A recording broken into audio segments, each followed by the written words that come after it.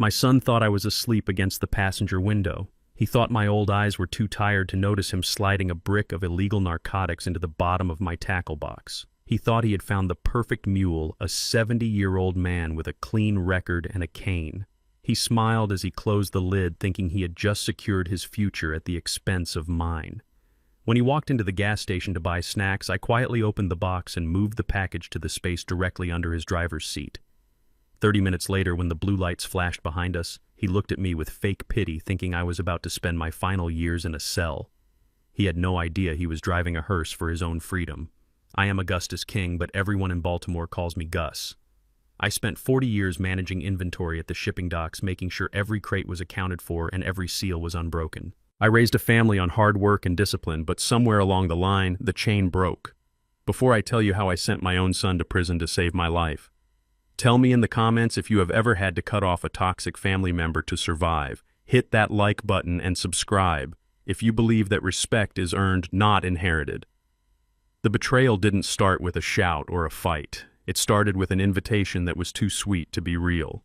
It was a Tuesday morning when Darnell pulled up to my row house in West Baltimore. I hadn't seen my son in 3 years, not since he borrowed $5,000 for a business investment that vanished into thin air. But there he was, leaning against a brand new pearl-white SUV that looked like it cost more than my entire pension fund. He wasn't alone. Tiffany, his wife, was standing on the sidewalk waving at me like we were best friends.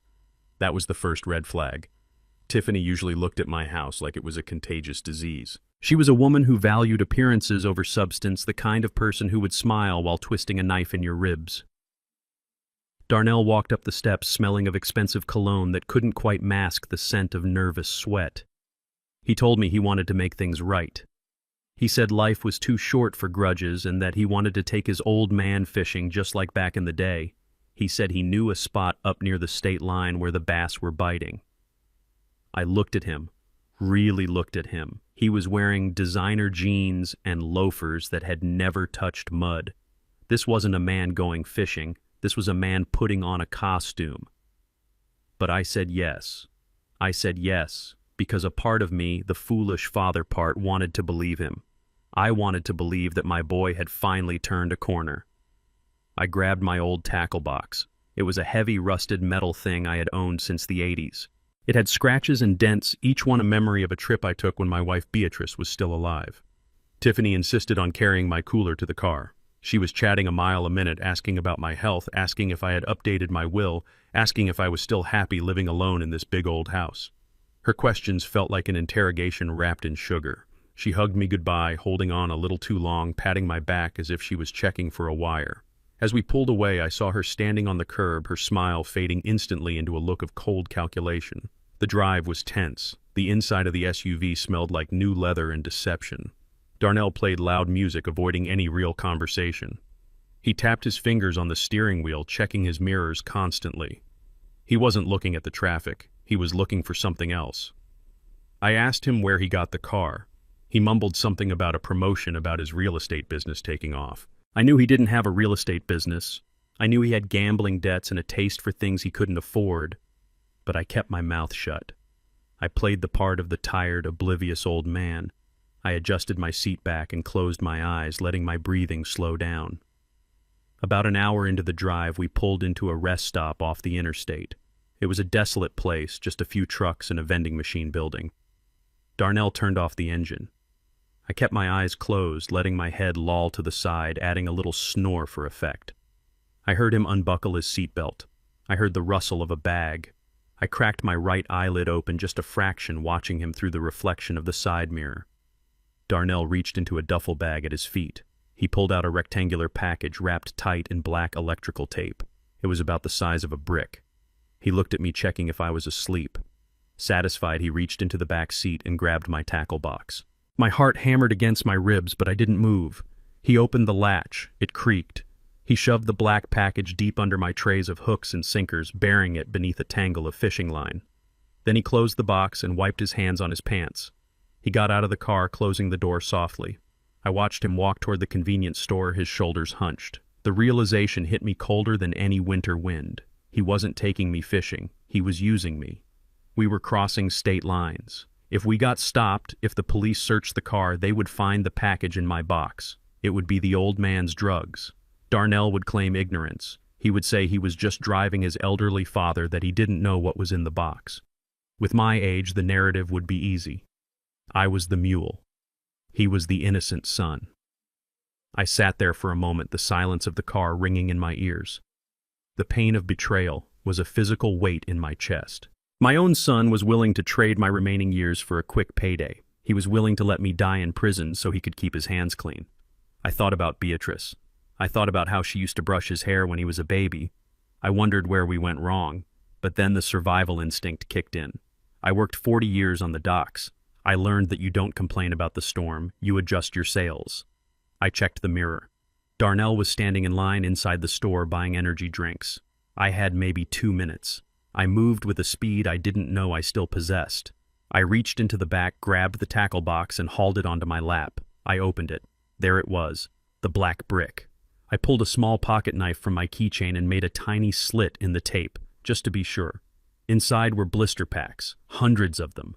Blue pills, opioids. This wasn't just possession. This was trafficking. This was 20 years to life. My hands didn't shake. I was past fear. I was in the zone of pure, cold anger. I took the brick out of my box. I rearranged the fishing line and hooks so it looked undisturbed. I snapped the latch shut and put the box back exactly where it was. Then I leaned over to the driver's side. I looked for a spot. The glove compartment was too obvious. The trunk was too risky. Then I saw it. The carpet under the driver's seat was loose. There was a hollow space right where the seat mechanics bolted to the floor. I shoved the brick deep into that crevice, pushing it back until it was completely hidden from view, but technically legally in the possession of the driver. I sat back in my seat, buckled my belt, and closed my eyes again. When Darnell opened the door a minute later, tossing a bag of chips onto the dashboard, I let out a groggy cough. He looked at me, and for a second I saw a flash of guilt in his eyes, but it was quickly replaced by that same arrogant smirk. He thought he was the smartest man in the world. He started the car, revving the engine. "You good?" "Pop?" he asked, putting the car in gear. "I'm fine, son," I said, looking out the window at the gray highway. "I'm just ready to get where we are going." We merged back onto the highway. Darnell drove fast, confident. He thought his cargo was safe in the old man's box. He didn't know that the weight of his sins had shifted. We drove for another 15 miles. I watched the speedometer climb. I watched him check his phone. And then I saw them.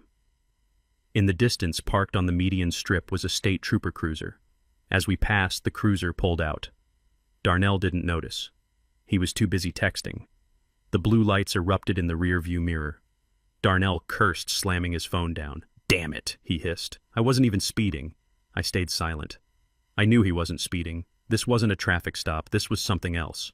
Tiffany had probably called in a tip about a suspicious vehicle, giving them my description, sealing the trap. But traps are funny things. If you trigger them early, they snap on the wrong leg. Darnell pulled over to the shoulder, his hands shaking as he gripped the wheel. He looked at me and his voice dropped to a whisper. "Don't worry, Pop. Just let me do the talking. You just sit there and be old."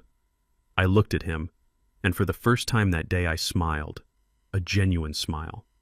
Because I knew something he didn't. I knew exactly how this fishing trip was going to end. The officer walked up to the window, his hand resting on his holster. Darnell rolled down the window, putting on his best innocent face, but I could smell the fear rolling off him in waves. The game had begun, and my son had no idea he had already lost. The blue and red lights dancing in the rearview mirror were not a surprise to me. In fact, they felt like the only honest thing that had happened all morning. Darnell saw them, and I watched his knuckles turn white on the steering wheel. He let out a curse, a sharp, ugly sound that seemed to vibrate against the pristine leather interior of the SUV. But beneath his panic I saw it, a flicker of anticipation, a tiny twisted spark of relief. He wasn't just afraid of the police, he was excited. He thought the moment had finally arrived, the moment where he would shed the burden of his father and claim the inheritance he felt he was owed. He pulled the car over to the shoulder of the highway, the gravel crunching loudly beneath the tires. The siren gave one last short yelp before cutting out, leaving us in a heavy, suffocating silence.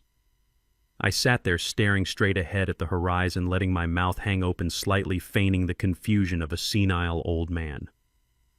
Inside my heart was beating with the steady, heavy rhythm of a drum, but my mind was as clear as ice. I knew exactly what was about to happen because I had spent 40 years watching men try to cheat systems that were smarter than they were. Darnell turned to me, his voice trembling with a performance that would have convinced anyone who didn't know him as well as I did. "Stay calm, Pop," he said, reaching over to pat my knee. His hand was cold and clammy. "Just let me handle this. Don't say a word." I nodded slowly, my eyes wide and watery. I didn't need to speak. The script had already been written, just not the ending he expected. The state trooper who approached the window was a mountain of a man wearing sunglasses that reflected our own distorted faces back at us. He didn't ask for license and registration immediately. He stood there for a long, uncomfortable moment, looking from Darnell to me, sniffing the air like a bloodhound. When he finally tapped on the glass, Darnell rolled it down, flashing a smile that was all teeth and terror. "Good morning, Officer Darnell," said, his voice cracking. "Is there a problem? I wasn't speeding, was I?" The trooper didn't smile back. He leaned down, his face inches from Darnell's. "We received an anonymous tip about a vehicle matching this description," the officer said, his voice flat and professional. "A tip regarding the transport of illegal narcotics." The words hung in the air like smoke. An anonymous tip. My mind raced, connecting the dots faster than a computer.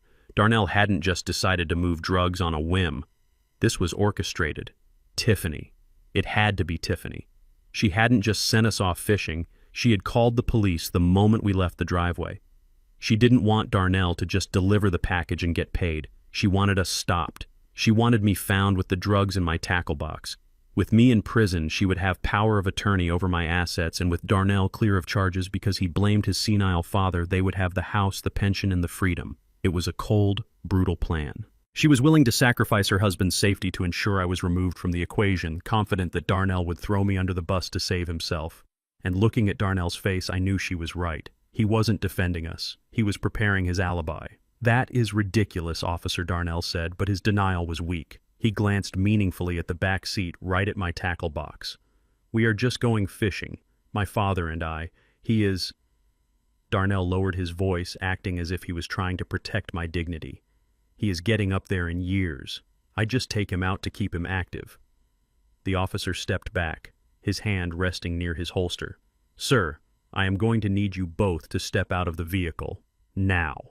I fumbled with my seatbelt, making a show of my arthritis. My fingers shook as I unclicked the buckle. I opened the door and stepped out into the cool morning air, leaning heavily on the side of the car. Darnell was already outstanding, with his hands raised, looking eager to cooperate. Another police cruiser pulled up behind the first one, and I saw the words K9 Unit emblazoned on the side.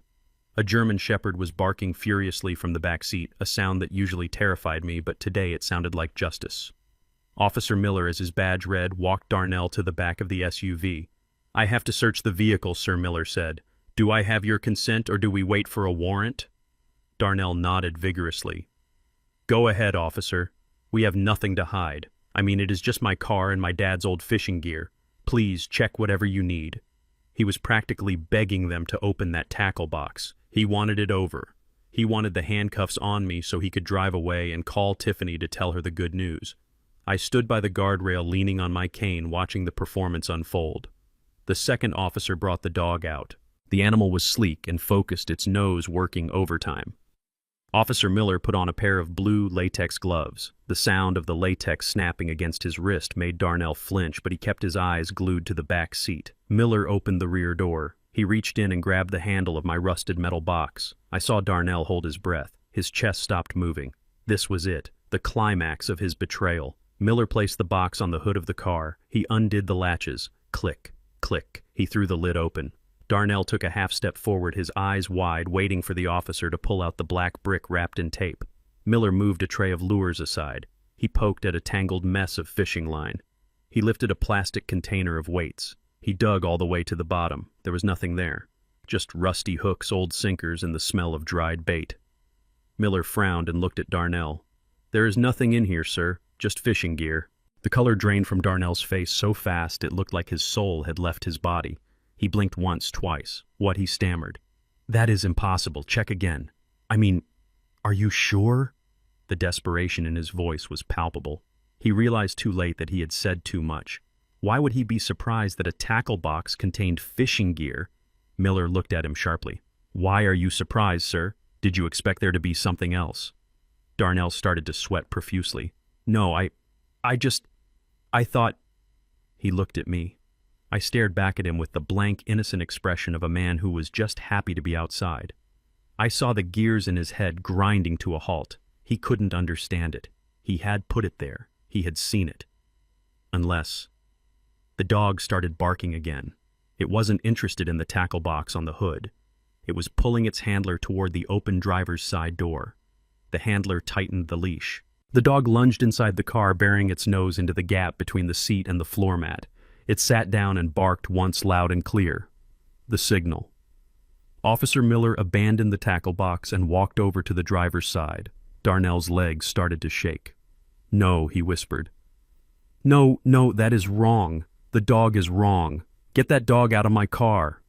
Miller ignored him. He knelt down on the asphalt, reaching under the seat where the mechanical tracks were bolted to the chassis.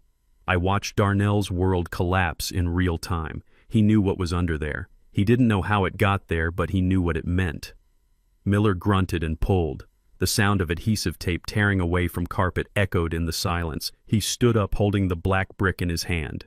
It was the size of a novel, heavy and undeniable. Well now, Miller said, turning the brick over in his hands.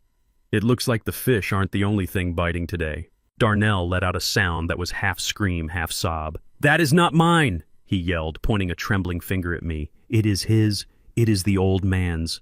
He put it there. I swear to God, he put it there. He is setting me up. Officer Miller looked at Darnell, a young man in a $3,000 suit driving a luxury car, sweating like a junkie. Then he looked at me. I was standing by the guardrail wearing a faded windbreaker and orthopedic shoes, leaning on a cane, looking confused and frightened. I let my lip tremble. Darnell. I asked, my voice weak and raspy. What is happening? Why are you shouting? Did I do something wrong? The contrast was absolute. No jury in the world, and certainly no cop on the side of the road, was going to believe that a confused 70-year-old man had ninja-crawled under the driver's seat to plant a brick of high-grade narcotics while his son was buying chips. The narrative Tiffany and Darnell had built relied on the drugs being in my possession. Once the drugs were under Darnell's seat, the story fell apart. Officer Miller walked over to Darnell. Turn around, sir. Put your hands behind your back. No, you don't understand, Darnell screamed, struggling as the officer grabbed his wrist. My dad, he is crazy. He is evil. He moved it. He must have moved it, Tiffany. Call Tiffany. She will tell you. The mention of his wife only made him look guiltier, like a man trying to coordinate a story. The handcuffs clicked shut. The sound was final. It was the sound of a steel door slamming on a life of entitlement. Darnell was shoved against the car, pat down, searched, and read his rights.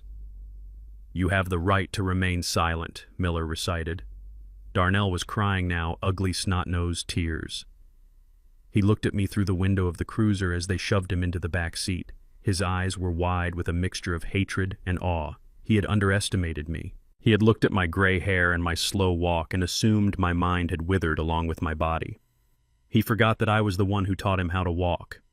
He forgot that before I was an old man, I was a survivor. Officer Miller walked over to me, his demeanor softening. I am sorry you had to see this, Mr. King. We will need to take you down to the station for a statement, but you are not under arrest. We will get someone to drive you home afterwards. Do you need any medical attention?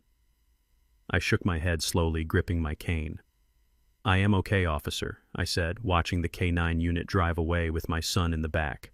I am just very disappointed. And that was the only truth I spoke that day. I wasn't scared. I wasn't confused. I was heartbroken. But as I sat in the back of the patrol car, watching the scenery blur past, I knew this was far from over. Darnell was just a pawn. The Queen was still sitting in my house, probably checking her watch, waiting for the phone to ring.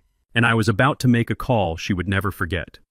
The police station smelled of stale coffee and disinfectant, a scent that always reminded me of bad news. They let me go after 3 hours. There was simply no evidence to hold me.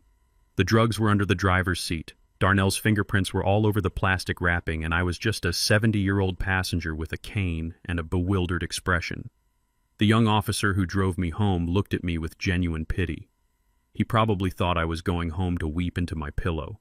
He didn't know that tears are a luxury I stopped affording myself a long time ago. When the patrol car pulled up to my curb, I saw the curtain in the front window twitch. It was a small movement, barely a flutter, but I caught it. Tiffany was watching. She was waiting. But she wasn't waiting for me.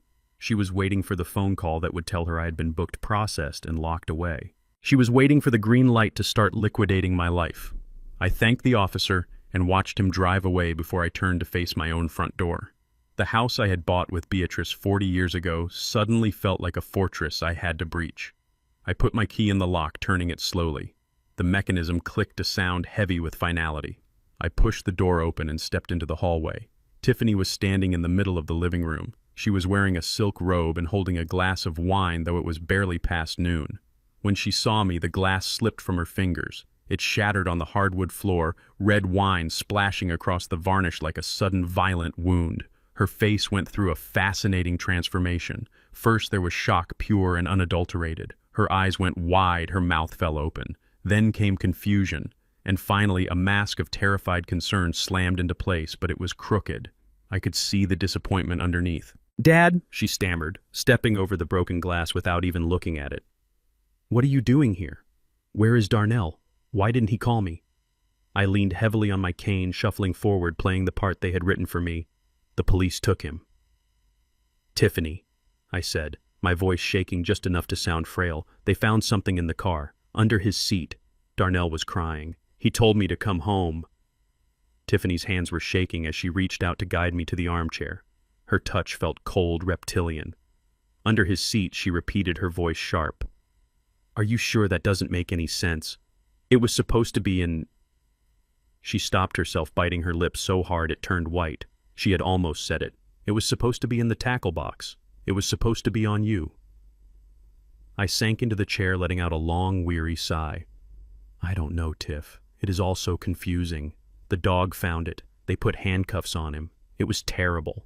She didn't offer me water. She didn't ask if I was okay. She began pacing the room, her nails clicking against the screen of her phone. She was texting someone, probably a lawyer, or maybe the person who supplied the drugs. The air in the room was thick with her panic. It wasn't the panic of a worried wife. It was the panic of a conspirator whose plan had blown up in her face. Then the landline on the side table rang. It was a jarring mechanical sound that made us both jump. Tiffany lunged for it, but then stopped. She looked at me. "Answer it, Dad," she commanded, her voice losing its sweetness. It might be him. I picked up the receiver. An automated voice told me I had a collect call from the county detention center. I accepted. Pop Darnell's voice came through the line, tinny and distorted, but I could hear the hysteria rising in his throat. "Pop, are you there?" "I am here, son," I said, staring straight at Tiffany as I spoke. "You have to help me, Pop. You have to get me out of here. It is a nightmare in here. They are talking about 15 years. 15 years, Pop. My life is over." I listened to him beg. This was the boy I had taught to ride a bike, the boy I had sat up with when he had the chicken pox. Now he was a stranger. "What can I do, Darnell?" I asked. I told the police the truth. I told them I didn't know anything. "No, that is the problem," Darnell screamed, and I had to pull the receiver away from my ear. "Listen to me. You have to go back. You have to go back to the station and tell them you got confused. Tell them the drugs were yours. Tell them you hid them under my seat because you got scared when you saw the cop car." I sat there frozen. Even though I knew what they were capable of, hearing it out loud was a different kind of pain. My son was asking me to trade my freedom for his. "Darnell," I said slowly, "do you know what you are asking me? I am 70 years old. Prison would kill me."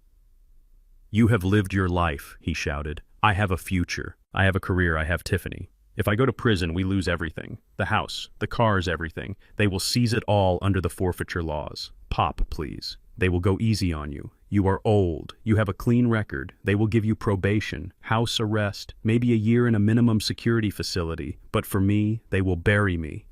Tiffany had moved closer, pressing her ear against the other side of the phone. She heard him. She nodded at me, her eyes hard and desperate. She grabbed the phone from my hand, putting it on speaker so we could both hear. "Dad, listen to him," she said, her voice dropping to a conspiratorial whisper. "Darnell is right. Think about it logically. You are retired. You sit at home all day anyway. What is the difference between sitting here and sitting in a facility for a few months? But Darnell is the breadwinner. If he goes away, I am on the street. Do you want that on your conscience? Do you want to destroy your son's life over a misunderstanding? A misunderstanding. That is what she called a brick of heroin. I looked from the phone to her face. I saw the greed etched into the lines around her mouth. They didn't see a father. They saw an insurance policy. They saw a scapegoat. They thought I was a disposable resource, something to be used up and thrown away when it became inconvenient. I looked at the picture of Beatrice on the mantelpiece. She would have burned this house down before she let anyone treat me this way. I felt a cold resolve settle in my stomach, replacing the heartbreak. The Darnell I loved was gone. What was left was this desperate, selfish creature on the other end of the line and the woman standing in front of me who was pulling his strings. I need to think, I said, my voice low. There is no time to think, Tiffany snapped. The arraignment is tomorrow morning. You need to go to the police station tonight. You need to turn yourself in. I stood up, gripping my cane until my knuckles turned white. I said, I need to think, Tiffany. I am tired. My head is spinning. I can't make a decision like this right now. Darnell's voice came through the speaker again, desperate and pathetic. Pop, don't hang up. Pop, please. You owe me this. You owe me. I reached out and pressed the button to end the call. The silence that followed was deafening. Tiffany stared at me, her chest heaving. She looked like she wanted to hit me. For a second I thought she might, but she knew she needed me. She needed me to be compliant. She couldn't force me to confess. She had to manipulate me into it. Fine, she hissed. Go upstairs. Rest. But remember, every minute you sit here doing nothing, your son is rotting in a cage, and it is your fault. If you hadn't moved that package, we wouldn't be in this mess. She slipped up again. She admitted she knew I moved it. She admitted she knew where it started. I didn't say anything. I turned my back on her and walked toward the stairs. Each step was a battle. My knees ached, but my heart ached more. I climbed the stairs to my bedroom, the room I had shared with Beatrice for 30 years. I closed the door and locked it. I didn't go to bed. I didn't rest. I went to my closet and pulled out a shoebox from the top shelf. Inside wasn't money or jewelry. It was a collection of prepaid burner phones and a list of contacts I hadn't used since my days running the logistics for the union at the docks. I sat on the edge of the bed, the old mattress creaking under my weight. They wanted me to think about it. Fine, I would think about it. I would think about how my son had accrued $200,000 in gambling debts. I would think about the background check on Tiffany that I should have run 3 years ago. I would think about the strange cars that had been parking down the street for the last week. My son was right about one thing. He had a future, but he was wrong about what it looked like. I wasn't going to prison for him, but I wasn't going to let the people he owed money to kill him either. Not yet. I had to find out who really owned that brick of drugs. I had to find out who Tiffany was really talking to on her phone. I dialed a number I hadn't called in 10 years. It rang twice. Yeah, a gravelly voice answered. It is Gus, I said. Gus King from the harbor. I need a favor, and I need it tonight. My son wanted me to play the game. He forgot that I was the one who built the board. I wasn't trapped in that house with Tiffany. She was trapped in there with me. And by the time the sun came up, she was going to wish she had never met Augustus King.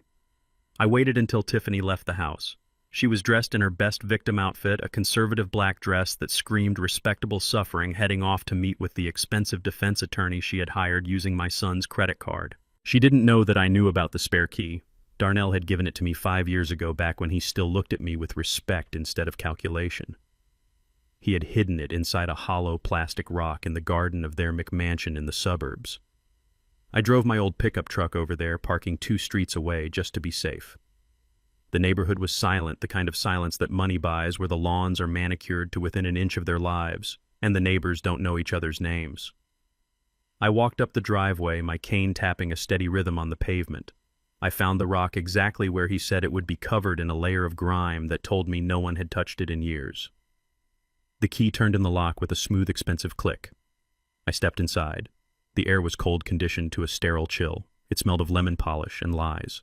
The house was filled with furniture that looked like it had been staged for a magazine shoot. Nothing out of place, nothing that suggested a human being actually lived there. It was a showroom for a life Darnell couldn't afford, I went straight to his home office. Darnell always thought he was clever, but he was lazy. He never locked the door. The room was a disaster, a stark contrast to the rest of the house. Papers were strewn everywhere, takeout containers were piled in the corner, and the blinds were drawn tight. This was where the facade crumbled. This was the engine room of his destruction. I sat down in his leather chair, the leather groaning under my weight, and I started digging. I didn't have to dig deep. Darnell was a man drowning, and like all drowning men, he was flailing. I found the notices first. Final warnings from credit card companies. Past due notices on the mortgage. But those were just the symptoms. I was looking for the disease. I found it in a drawer he had tried to jam shut. It was a tablet battery dead. I plugged it in with the cord lying on the desk. When it booted up, it didn't ask for a password. That was Darnell all over, arrogant enough to think no one would ever check. The browser history told a story more tragic than any Shakespeare play. It wasn't porn, it wasn't affairs, it was gambling, crypto casinos, offshore sports betting sites, high-stakes poker rooms hosted on servers in countries I couldn't pronounce. I opened his email. The numbers made my breath catch in my throat. He didn't just owe money, he owed a fortune. $200,000. He had bet on everything from football games to the weather in Tokyo, and he had lost. He had been chasing the dragon, trying to win back his losses, doubling down until the hole was so deep he couldn't see the sky anymore. Then I found the emails from a user named simply The Accountant. They weren't friendly reminders. They were threats masked as business correspondence. The dates lined up perfectly. 2 weeks ago, the tone shifted. They stopped asking for money and started demanding service. That was the moment Darnell became a mule. The brick of opioids wasn't a business opportunity, it was a payment. He was transporting it to settle a portion of the debt. And now, thanks to my intervention, the police had it. A cold chill went down my spine that had nothing to do with the air conditioning. Darnell hadn't just lost the shipment, he had lost the collateral. The people he owed money to weren't banks. You can declare bankruptcy with a bank. You can negotiate with the IRS. But you cannot negotiate with people who view a human life as a line item on a spreadsheet. By moving that package, by ensuring it was seized by the police, I hadn't just sent my son to jail. I had put a target on his back, and by extension, on mine. I printed everything. Every email, every betting slip, every threat. I folded the papers and tucked them into the inside pocket of my jacket. I left the house exactly as I found it, locking the door behind me. I needed to get back to my territory.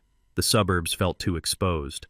When I got back to my row house in the city, the sun was setting, casting long, bruised shadows across the street. That was when I saw it. A black sedan, an older model with tinted windows, parked 3 houses down. The engine was off, but I could feel eyes on me. In my neighborhood, you know who belongs and who doesn't. That car was a shark circling a reef. I didn't look directly at it. I walked up my steps, fumbling with my keys, playing the part of the oblivious old man, but my heart was hammering against my ribs. I got inside and locked the deadbolt. I didn't turn on the lights. I went to the window and peeked through the blinds. The car was still there. They were watching. They were waiting to see what I would do. They knew Darnell had been arrested. They knew the product was gone. Now they were looking for someone to pay the bill. The phone rang at exactly midnight.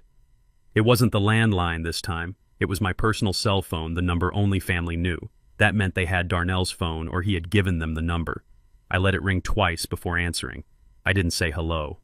I just listened. "Mr. King," a voice said. Smooth, calm, terrifying. It sounded like a telemarketer selling death. "We have a situation regarding your son's account." I sat in the dark, clutching the phone.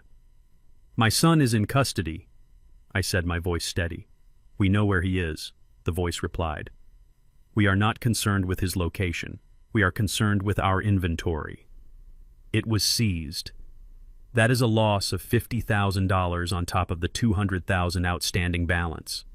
We hold the family responsible for the debts of the son.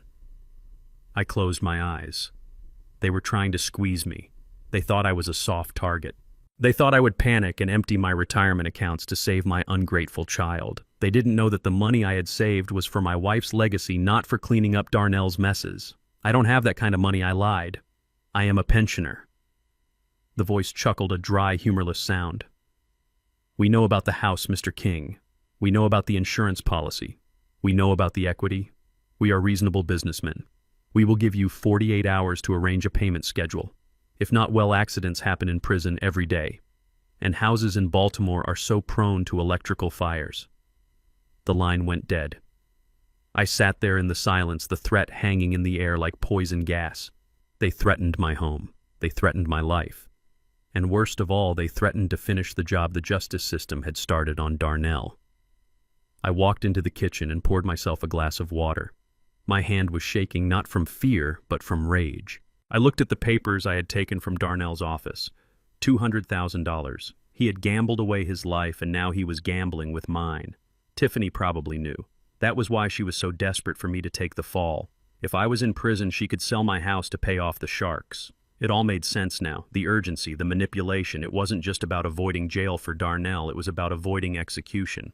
I realized then that I was standing at a crossroads. I could pay them. I could sell everything, wipe out my life's work, and buy Darnell a temporary reprieve. But I knew how these people worked. You pay them once, they own you forever. They would come back next month and the month after that. Or I could fight. But how does a 70-year-old man fight a faceless criminal organization? I looked down at my hands. They were wrinkled, spotted with age, but they were still strong. I had spent 40 years on the docks. I knew how things moved. I knew that every shipment has a sender and a receiver. I knew that even the biggest organizations have weak points. I wasn't going to pay Darnell's debt. I wasn't going to let them take my home. I was going to turn the tables. I needed to find out who the voice belonged to. I needed to find out who was sitting at the top of this food chain, and I knew exactly how to do it. I would use the one thing they didn't think I had. I would use the bait. I went back to the window. The black sedan was still there.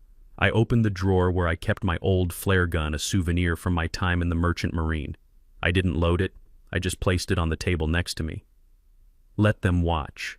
Let them think they have me cornered. They forgot that when you corner an old wolf, you don't get submission. You get teeth. The next morning, I would make a call. Not to the police, not to a lawyer. I was going to call the only person Darnell feared more than the debt collectors. I was going to call the woman who ran the streets before these internet tough guys were even born, my sister Auntie May. She had retired from the life 20 years ago, but in Baltimore, legends never really retire.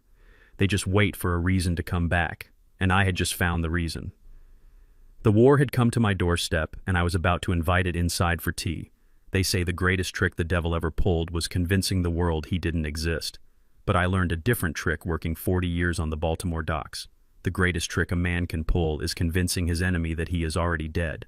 If you are dead, you are not a threat. If you are broken, you are not a combatant. You are just furniture. You are just an obstacle to be moved. And so the morning after I declared war on the people threatening my life, I decided to become furniture.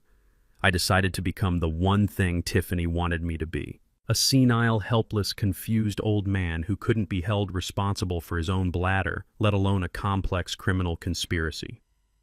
The transformation didn't require makeup. It required a surrender of pride that tasted like ash in my mouth. I had to hunch my shoulders not with the weight of age, but with the weight of defeat. I had to let my jaw go slack. I had to dull the shine in my eyes, that spark of intelligence that had kept me alive in union negotiations and street fights. I had to look at Tiffany not with suspicion, but with a vacant, watery stare that said the lights were on but nobody was home. It was the hardest thing I have ever done. Every instinct in my body screamed at me to stand tall, to grab her by her silk lapels and tell her I knew everything. But a general doesn't charge into battle screaming. He waits in the tall grass. I started small. I walked into the kitchen where she was frantically typing on her laptop, probably liquidating Darnell's few remaining assets to pay the lawyer. I stood in the doorway for a full minute just staring at the refrigerator. When she finally noticed me, she jumped. "Jesus, Gus!" She snapped her hand, flying to her chest. "Don't sneak up on me like that. What do you want?" I looked at her, blinked slowly, and asked, "Have you seen my wife?" Beatrice said she was making pancakes. The silence that followed was thick enough to choke on. Tiffany stared at me, her eyes narrowing. She was looking for the lie. She was looking for the trap. But I held the look. I let my hand tremble just a little as I reached out to touch the wall for support. "Beatrice has been dead for 2 years, Gus," she said slowly, her voice dripping with condescension. "You know that." I frowned, a look of genuine pain crossing my face. Dead, no. She was just here. She was wearing her blue dress. I need to find her. I turned around and shuffled back toward the hallway, muttering to myself. I heard Tiffany let out a long breath behind me. It wasn't a sigh of sadness. It was a sigh of relief. She bought it. To her, I wasn't Augustus King, the man who raised a family and built a life. I was just a decaying mind, a problem that was solving itself. Phase 2 required a bit more danger. I waited until she was in the shower upstairs. I went into the kitchen and turned the gas dial on the stove. Just enough to let the hiss escape, just enough to fill the room with the rotten egg smell of mercaptan. I didn't light it. I just let it flow. Then I sat at the kitchen table, staring at a blank piece of paper, holding a pen that wasn't moving. When she came downstairs 10 minutes later, wrapped in a towel, the smell hit her. She screamed. It was a high, piercing sound. She ran to the stove and twisted the dial off, then threw the windows open, coughing and waving her arms. "Are you crazy?" she yelled, turning on me with a fury that stripped away her mask completely. "You could have blown the house up. You could have killed us." I looked up from the paper, my expression mild and unbothered. "It was cold," I said softly. "I just wanted to warm up the teapot. It is a gas stove, you old fool. You don't warm up the room with it." She was shaking, her face red. But then I saw the gears turn. The anger faded, replaced by that cold calculation I had seen the day Darnell was arrested. She looked from the stove to me and then to the phone on the counter. She realized she had just been handed the golden ticket. A senile father-in-law who leaves the gas on is a danger to himself. He can't live alone. He can't manage his own affairs. He certainly can't control $1 million property. "Go to your room, Gus," she said, her voice suddenly calm, almost sweet. "Just go to your room before you hurt yourself." I obeyed. I shuffled away, but I didn't go to my room. I stopped just out of sight in the hallway, pressing my back against the wall. I heard her dial a number. "It is me," she said. "Look, the timeline just moved up. He is losing it completely. He left the gas on today. We almost died." "Yes, I know. No, I can't wait for the court hearing next week. We need to do it now. Emergency custody order. He is a danger to himself and others. Get the papers ready. I will have him in a facility by Friday." I listened to her plot my exile. She wasn't calling a doctor. She was calling her lawyer. She was clearing the board. I went up to my room, then my heart pounding with a mixture of rage and adrenaline. Friday. That gave me 3 days. 3 days to turn her trap into her tomb. The next morning, I knew I had to get the evidence. Her word against mine wasn't enough. I needed her voice. I needed her admitting what she was doing. I knew she did her business at the dining room table in the morning, spreading out her files, drinking her kale smoothies, and acting like she owned the place. I needed a bug under that table. I had the device. It was a small, high-quality digital recorder I had bought from a surveillance shop downtown years ago when things were rough at the Union. It was smaller than a matchbox and had a battery life of 40 hours. The problem was planting it. I waited until she was distracted by a delivery driver at the front door. I walked into the dining room. I had duct tape wrapped around my hand, sticky side out, with the recorder attached to it. I dropped my cane. It clattered loudly on the floor. I let out a groan of frustration. "Oh, for heaven's sake," I muttered loudly in case she was listening. I knelt down, gripping the edge of the table to steady myself. It was a struggle to get down there, my bad knee screaming in protest, but I used the pain to mask my movements. As I reached for the cane, I slapped my hand against the underside of the heavy oak table. The tape held. The recorder was secure, hidden right where she sat every morning. I grabbed my cane and hauled myself up just as she walked back in, holding a package. "What are you doing on the floor?" she asked, looking at me with distaste. "I dropped my stick," I mumbled. "Gravity is getting heavy today, miss." She rolled her eyes and walked past me. "Just sit down and don't touch anything. I have a very important Zoom call in 10 minutes. I sat in the living room, ostensibly watching a game show with the volume turned up loud. But I had my earbuds in, connected to nothing, just to dampen the sound of the TV so I could focus on the dining room. She started the call. Her voice changed instantly. It became the professional, confident tone of a successful realtor. But the content was pure venom. "Yes, the property is in a prime location," she said. "West Baltimore is gentrifying fast. The structure is sound historical designation. We are looking at a listing price of $700,000, but for a cash offer we could go lower for a quick close." She was selling my house. She didn't even have the deed yet, and she was already negotiating the price. "And the current resident?" the voice on the other end asked.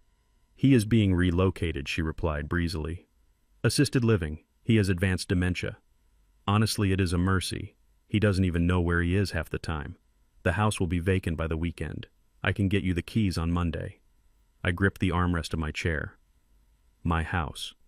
The house where I carried Beatrice over the threshold. The house where we measured Darnell's height on the doorframe. The house where I sat in the dark and mourned my wife. She was selling it like it was a used car, stripping it of all its memories and dignity.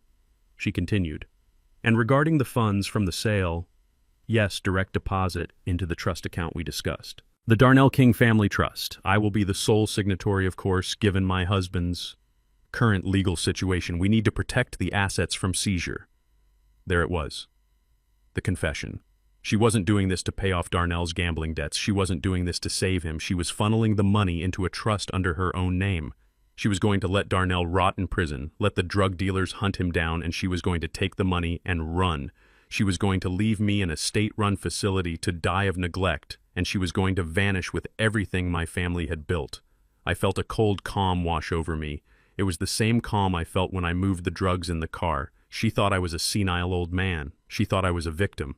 She didn't know that she had just confessed to a felony within range of a high-fidelity microphone. Later that afternoon, when she went out to meet the buyer, I retrieved the recorder. I took it up to my room and plugged it into my old laptop.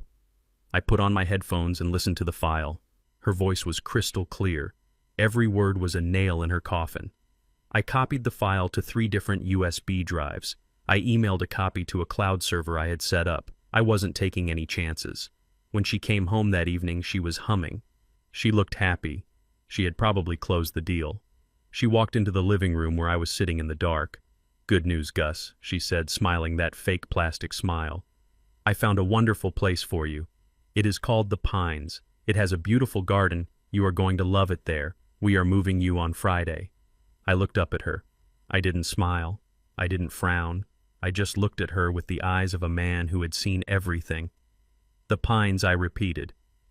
"That sounds nice, Tiffany. Do they have fishing?" She laughed, a harsh, dismissive sound. "I am sure they have activities, Gus. Now go to sleep. Big day tomorrow. We have to start packing your things." She walked away, her heels clicking on the floorboards. I watched her go. She didn't know that the Pines was a state facility with a history of abuse allegations. She didn't care. She just wanted me gone. I sat there for a long time, holding the USB drive in my pocket. Friday. She wanted to move me on Friday. That was 2 days away. But she didn't know about the phone call I had made to Auntie May. She didn't know that the black sedan outside wasn't the only thing watching the house. And she certainly didn't know that the buyer she met today might have been real, but the house she was selling was already gone. I had played the fool. I had played the victim. Now it was time to play the executioner.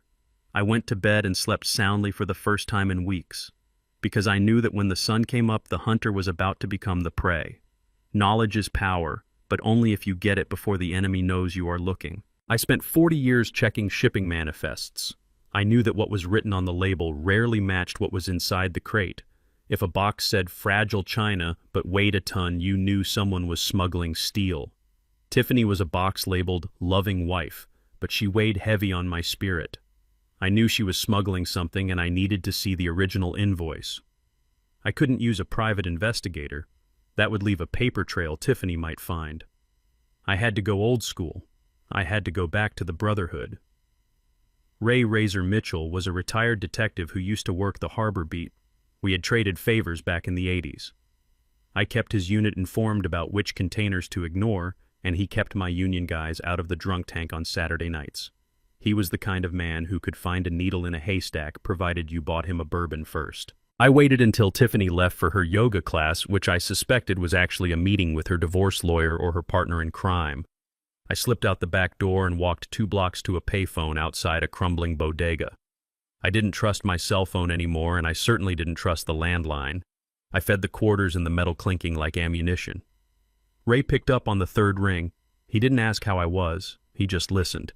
I gave him the name I had found on an old tax return in Darnell's office, Tiffany Reynolds. That was her maiden name. I gave him her date of birth and the social security number I had memorized from the same document. "Dig deep, Ray," I said. "I don't want the parking tickets. I want the dirt. I want the stuff that doesn't show up on a standard credit check." He called me back 3 hours later. I was sitting on a park bench feeding pigeons, looking for all the world like a man with nothing but time. But inside, my stomach was twisting. Gus Ray's voice was low and serious. You are sitting on a powder keg, my friend. This girl. She is a ghost. She moves from state to state every 5 years. Tell me, I said, staring at a pigeon fighting for a crust of bread. She was married in Ohio 10 years ago to a guy named Derek Holt, Ray said. Holt owned a chain of hardware stores. 3 years into the marriage, the business went under. Chapter 7. Bankruptcy. Holt tried to hang himself in the garage. He survived, but he is in a state facility now, brain damage from the lack of oxygen. I felt a cold shiver that had nothing to do with the wind. And the money. Gone, Ray confirmed. Untraceable. Then she pops up in Florida 5 years ago. Marries a guy named Michael Vance, real estate developer. Same story. 2 years of high living, then the IRS comes knocking. Embezzlement. Vance is doing 10 years in federal prison. He claims she set him up, cooked the books, but he couldn't prove it. She walked away clean. My hand gripped the phone receiver so hard the plastic creaked.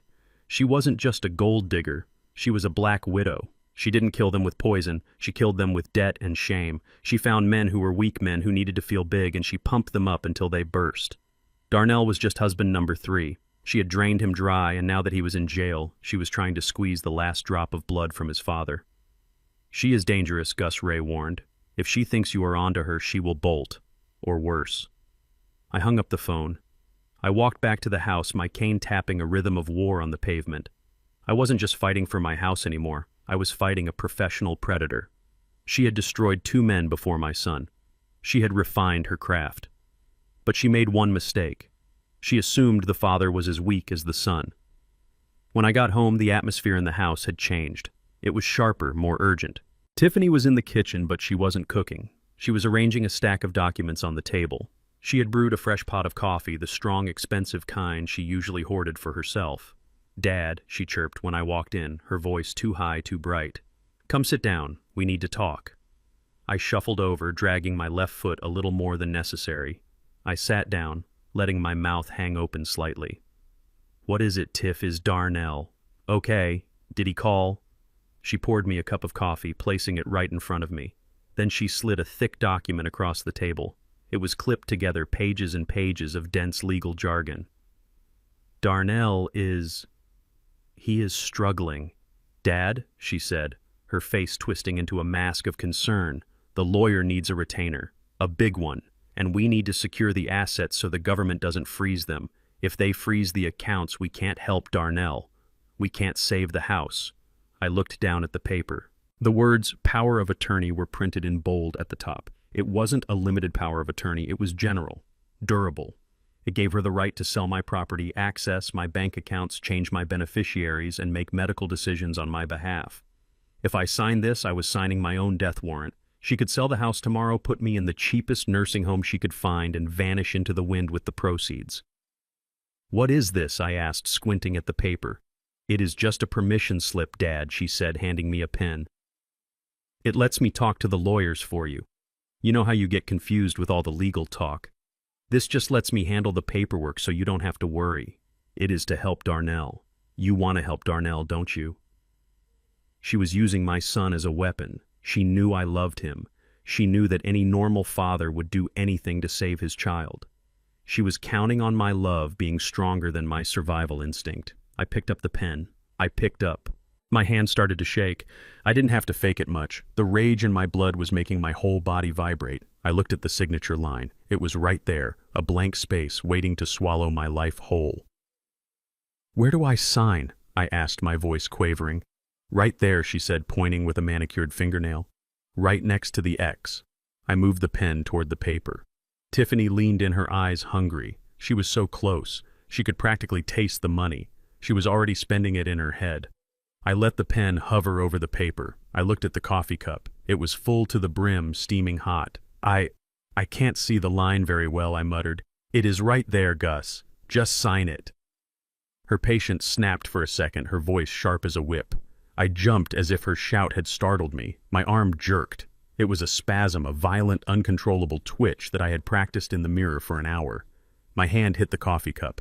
It wasn't a spill, it was a flood. The dark, hot liquid exploded across the table. It washed over the documents like a tidal wave of mud. The white pages turned brown instantly, soaking up the coffee, the ink blurring, the paper disintegrating. "Oh no," I cried out, dropping the pen. "Oh, clumsy me. Oh, look what I did," Tiffany shrieked. She jumped back, but not before the coffee splashed onto her silk blouse. She stared at the ruined documents, her eyes bulging. "You stupid old man," she screamed, forgetting her act completely.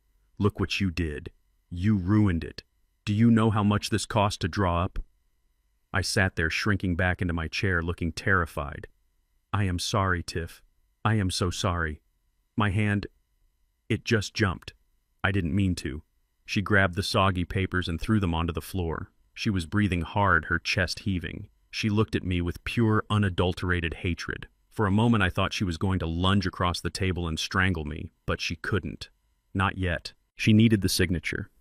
She closed her eyes and took a deep breath, forcing the monster back into its cage. When she opened them, the mask was back in place, but it was cracked. "It is okay, Dad," she said through gritted teeth. "It is just coffee. Accidents happen. I will clean it up," I said, starting to rise. "No," she barked. "Sit down. Just sit there. I have to go to the office to print another copy. The printer here is out of ink." She hadn't checked the printer. I had removed the ink cartridge that morning and thrown it in the trash. I knew she would have to leave. I knew she would have to go to a Kinko's or back to Darnell's office. "I am going out," she said, grabbing her purse. "Do not touch anything. Do not answer the door. I will be back in an hour, and this time you are going to sign it if I have to guide your hand myself." She stormed out of the house, the door slamming behind her. I watched her car peel out of the driveway. She was furious. She was sloppy. She was making mistakes. I looked down at the puddle of coffee on the table. It dripped onto the floor, staining the wood. I didn't care. It was a small price to pay. I had bought myself an hour. But more importantly, I had confirmed everything Ray told me. The desperation in her eyes when that paper was ruined wasn't the desperation of a worried wife. It was the desperation of a con artist who sees the mark slipping away. She had 2 bankrupt husbands in her past. She wasn't going to get a third one. I stood up and wiped the table clean with a rag. My hands were steady now. I went to the kitchen drawer and pulled out a fresh roll of duct tape. Then I went to the basement. Tiffany thought she was coming back to force a senile old man to sign away his life. She didn't know that she was coming back to a house that was no longer a home. It was a trap. And I had one more call to make before she returned. A call to the only people who hated Tiffany almost as much as I did, Josiah. The people who were currently holding Darnell's gambling debt. It was a dangerous move, a reckless move. But as I looked at the picture of my son on the wall, the son she had corrupted and destroyed, I knew I had no choice. I was going to use the wolves to catch the fox, and if I had to burn the forest down to do it, so be it. The visiting room at the county detention center was a place where hope went to die. It smelled of industrial cleaner and unwashed bodies, a scent that stuck to the back of your throat. I sat on a metal stool bolted to the floor, staring at my reflection in the thick plexiglass divider. The man looking back at me seemed older than he had a week ago. The lines around his eyes were deeper etched by the kind of sorrow that no amount of sleep could cure. I wasn't just visiting a prisoner. I was visiting the wreckage of my own legacy. When the heavy steel door buzzed open, my heart gave a painful lurch. It was an instinctive reaction, the biological programming of a father who wants to protect his child. But then Darnell walked in. He was wearing an orange jumpsuit that hung loosely on his frame, stripping away the illusion of the successful businessman he tried so hard to project. Without his tailored suit and Italian shoes, he looked small. He looked like a scared boy. But as he sat down and picked up the phone receiver, I saw his eyes. They weren't filled with remorse. They were burning with accusation. I picked up my receiver. I expected him to apologize. I expected him to ask about his mother's house, or maybe just ask if I was okay after the trauma of the police stop. Instead, his first words were a hiss of pure venom. "Why did you do it, Pop?" I looked at him, keeping my face impassive. "Do what, son? Don't play games with me," he snapped, glancing nervously at the guard standing by the door. "You moved it." "I know you moved it. It was in the tackle box. I put it there myself." "You moved it under my seat. You set me up." The audacity took my breath away. He wasn't angry that he had tried to turn me into a drug mule. He was angry that I had outsmarted him. He was angry that the trap he set for me had snapped on his own leg. "I didn't set you up, Darnell," I said quietly. "I returned your property. I didn't know what it was. I just knew it didn't belong in my fishing gear." He slammed his hand against the counter, making the person next to us jump. "Bullshit. You knew. You always know everything. You think you are so smart with your street wisdom and your silent judgment. You ruined everything. Pop, do you have any idea what you have done? I leaned in, my voice dropping to a low rumble. I saved you from a murder charge, Darnell. If those drugs were mine, I would be in here. Is that what you wanted? You wanted your 70-year-old father to die in a cage. Darnell looked away. He couldn't meet my eyes. He shifted in his seat, looking at his hands. And then he said the words that broke whatever was left of my heart. The words that Tiffany had planted in his head, the poison that had been slowly killing our family for years. It wasn't supposed to be forever, he muttered. Tiffany said it would be easy. You have a clean record. You are old. The jury would have felt sorry for you. You would have gotten 2 years, maybe 3. Minimum security. We could have visited you every weekend. I felt a cold numbness spreading through my chest. 2 years. He was willing to trade 2 years of my life, the last years I might have on this earth, for his own comfort. And why, I asked, my voice trembling slightly. Why did I have to go to prison, Darnell? Why couldn't you just not transport drugs because we needed the money? He shouted, his voice cracking. And not just the drug money. We needed control, Pop. Tiffany explained it to me. If you were incarcerated, you would be deemed incapacitated. We could have gotten power of attorney. We could have managed your assets. Manage my assets, I repeated. You mean sell my house? Darnell looked up, his eyes pleading for me to understand his twisted logic. Pop, look at you. You are one man living in a 4-bedroom house in a neighborhood that is skyrocketing in value. You are sitting on a gold mine and you are just existing. You don't spend money. You don't travel. You don't need it. We have a future, Pop. Tiffany and I, we have plans. We could have started a real business. We could have been somebody. But you are just holding on to everything, hoarding it like a dragon. It is selfish. Selfish. The word hung in the air between us. I thought about the 40 years of overtime shifts I worked at the docks. I thought about the vacations I didn't take so I could pay for his college tuition for a degree he never used. I thought about the car I bought him when he turned 16, the times I bailed him out of trouble, the unconditional love I had poured into him like water into a cracked vase. And now he sat there and called me selfish because I wouldn't let him harvest my life for parts. So that was the plan, I said, feeling a strange sense of detachment. Send the old man to prison, sell his house, pay off your gambling debts, and live happily ever after. It sounds bad when you say it like that, Darnell whined. But it was for the family, Pop. We are your family. You are supposed to help us. That is what fathers do. They sacrifice. I looked at him. Really looked at him and realized I was looking at a stranger. The little boy who used to cry when he scraped his knee was gone. In his place was a weak, greedy man who had let a predator convince him that parricide was an act of love. Tiffany hadn't just stolen his money, she had stolen his soul. She had convinced him that he was the victim of my longevity. I sat there for a long moment listening to the hum of the fluorescent lights. I thought about the tape recorder under the table. I thought about the debt collectors circling my house. I thought about the lie I had lived for the last few days, playing the senile fool. Darnell, I said softly, do you want to know the truth? He looked at me wary. What truth? I leaned closer to the glass. I didn't move that package because I was scared of going to prison. I knew what was in it the moment I saw you put it there. I knew it was drugs, and I knew exactly what you were trying to do. Darnell's eyes widened. Then why? I moved it to test you. I said, my voice hard as iron. I put it under your seat to see what you would do when the blue lights flashed. I wanted to see if you had any honor left. I wanted to see if you would take the blame for your own mistake, or if you would let your father take the fall. I paused, watching this realization dawn on his face. I gave you a choice, Darnell. In that split second when the cop walked up to the window, you had a choice.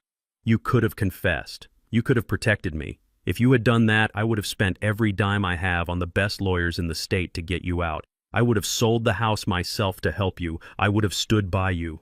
Darnell started to shake. Tears were streaming down his face now, but it was too late. But you didn't, I continued, my voice rising. You pointed the finger at me. You screamed that it was mine. You were ready to watch me die in a cell just to save your own skin. You failed the test, son. You failed as a man, and you failed as a son. Pop, please. he sobbed, reaching his hand out to touch the glass. I was scared. I wasn't thinking. Please, you have to help me, Tiffany said. I stood up. The metal stool scraped loudly against the concrete floor. I don't care what Tiffany said, I told him. Tiffany didn't raise you. I did. And evidently I did a poor job. Because the man sitting in front of me isn't a king. A king protects his family. A king takes responsibility. You are just a coward in an orange suit. Pop, don't go. Don't leave me here. I buttoned my jacket. I picked up my cane. I looked at him one last time, memorizing his face. Not the face of the inmate, but the face of the disappointment I had to let go of. You said I don't need my money because I'm old, I said.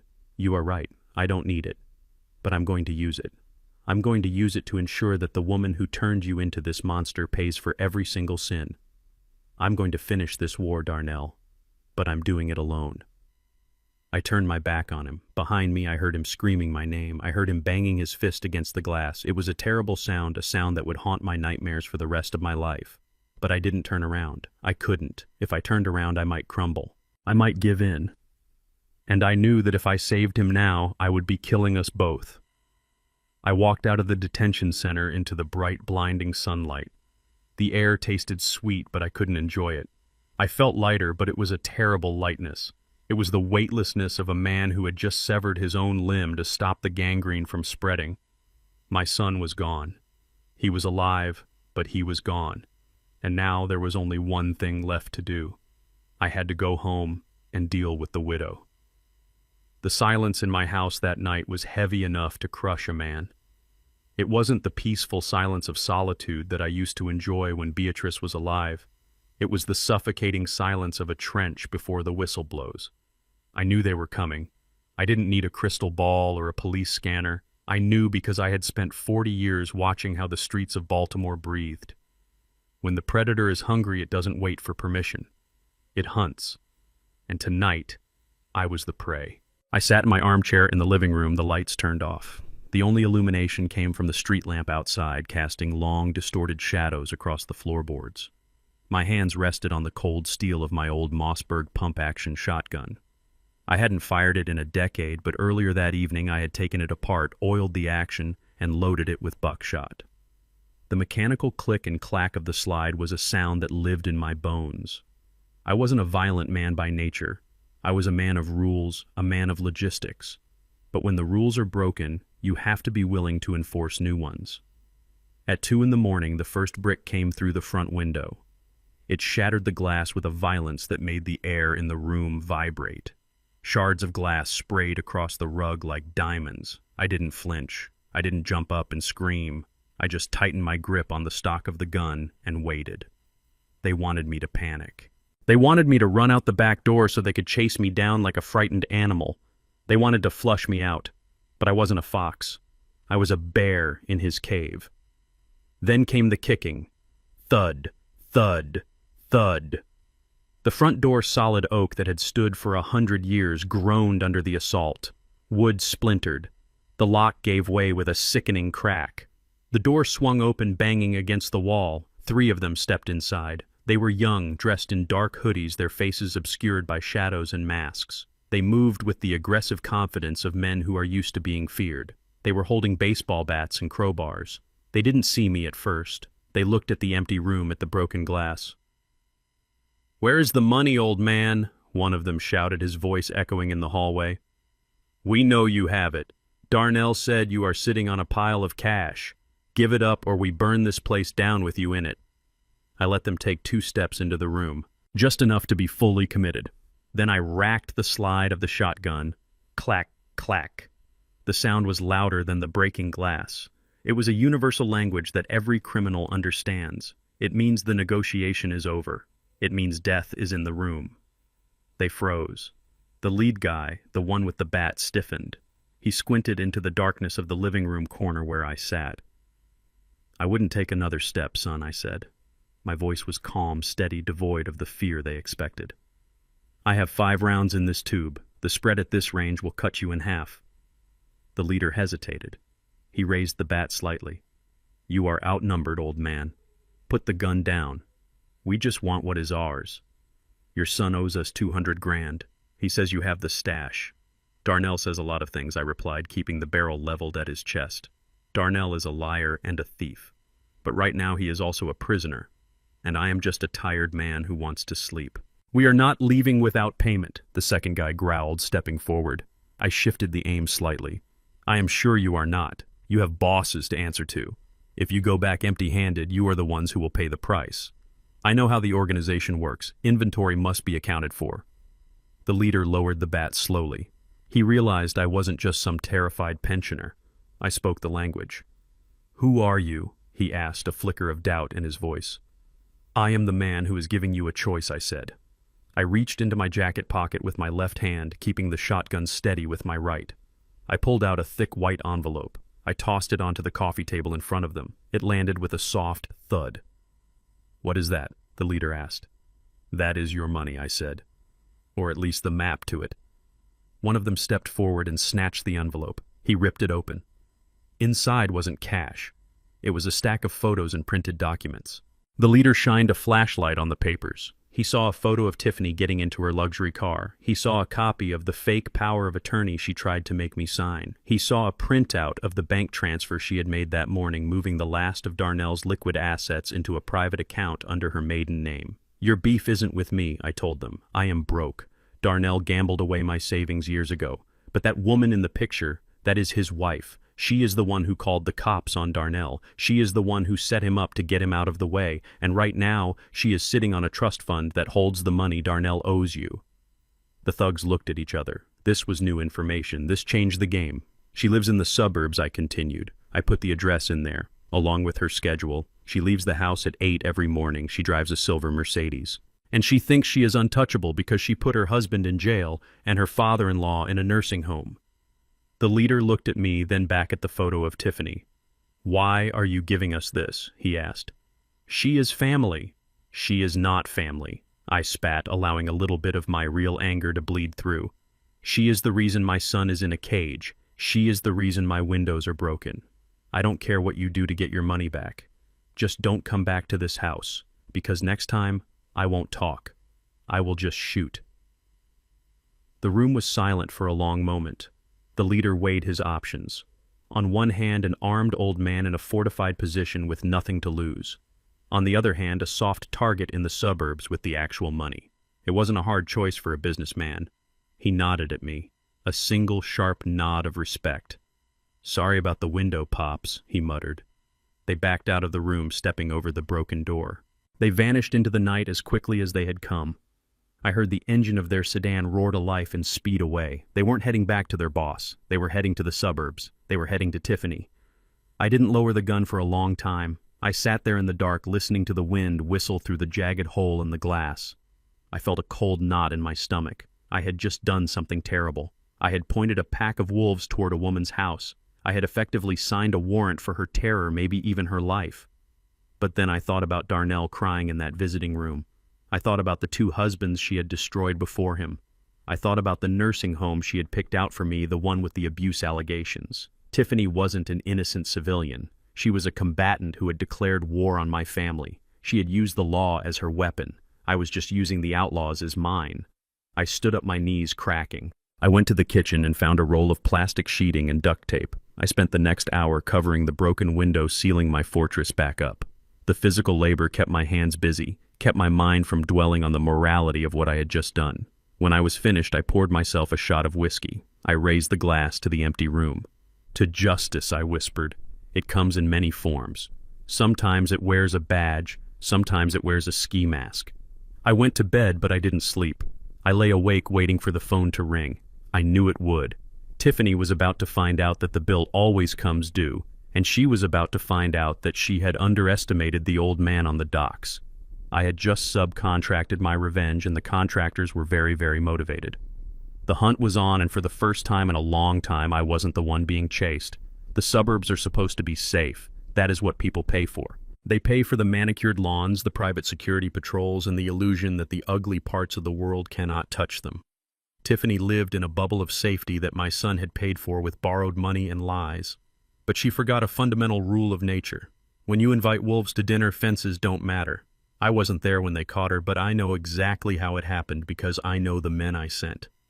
They didn't strike at her house. That would be too messy. They waited for her to leave to feel that false sense of security as she drove her silver Mercedes down the winding roads of her exclusive community. It was just after 9 in the morning when my front door flew open. It didn't open with the arrogant entitlement Tiffany usually displayed. It crashed against the wall as if the devil himself were chasing her, and in a way he was. She stumbled into the hallway, her breath coming in ragged, terrified gasps.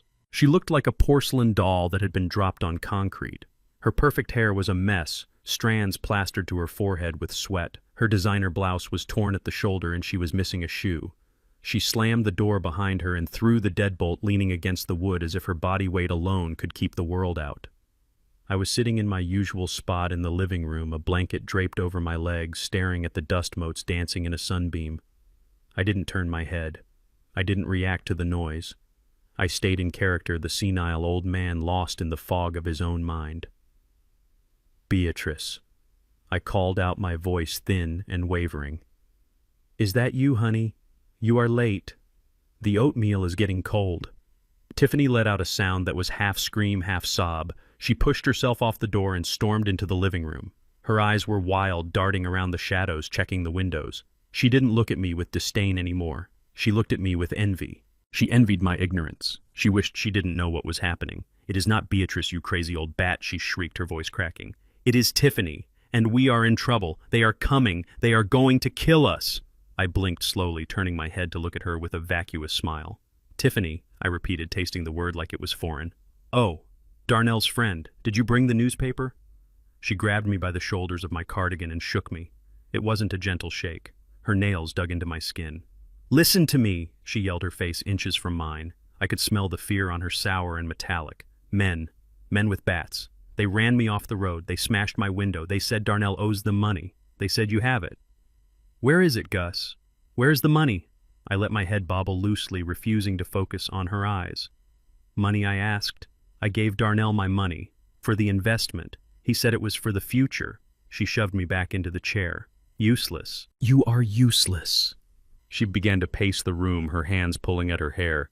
They gave me 24 hours. They said they know where I live. They said they would come back tonight. We have to pay them. We have to.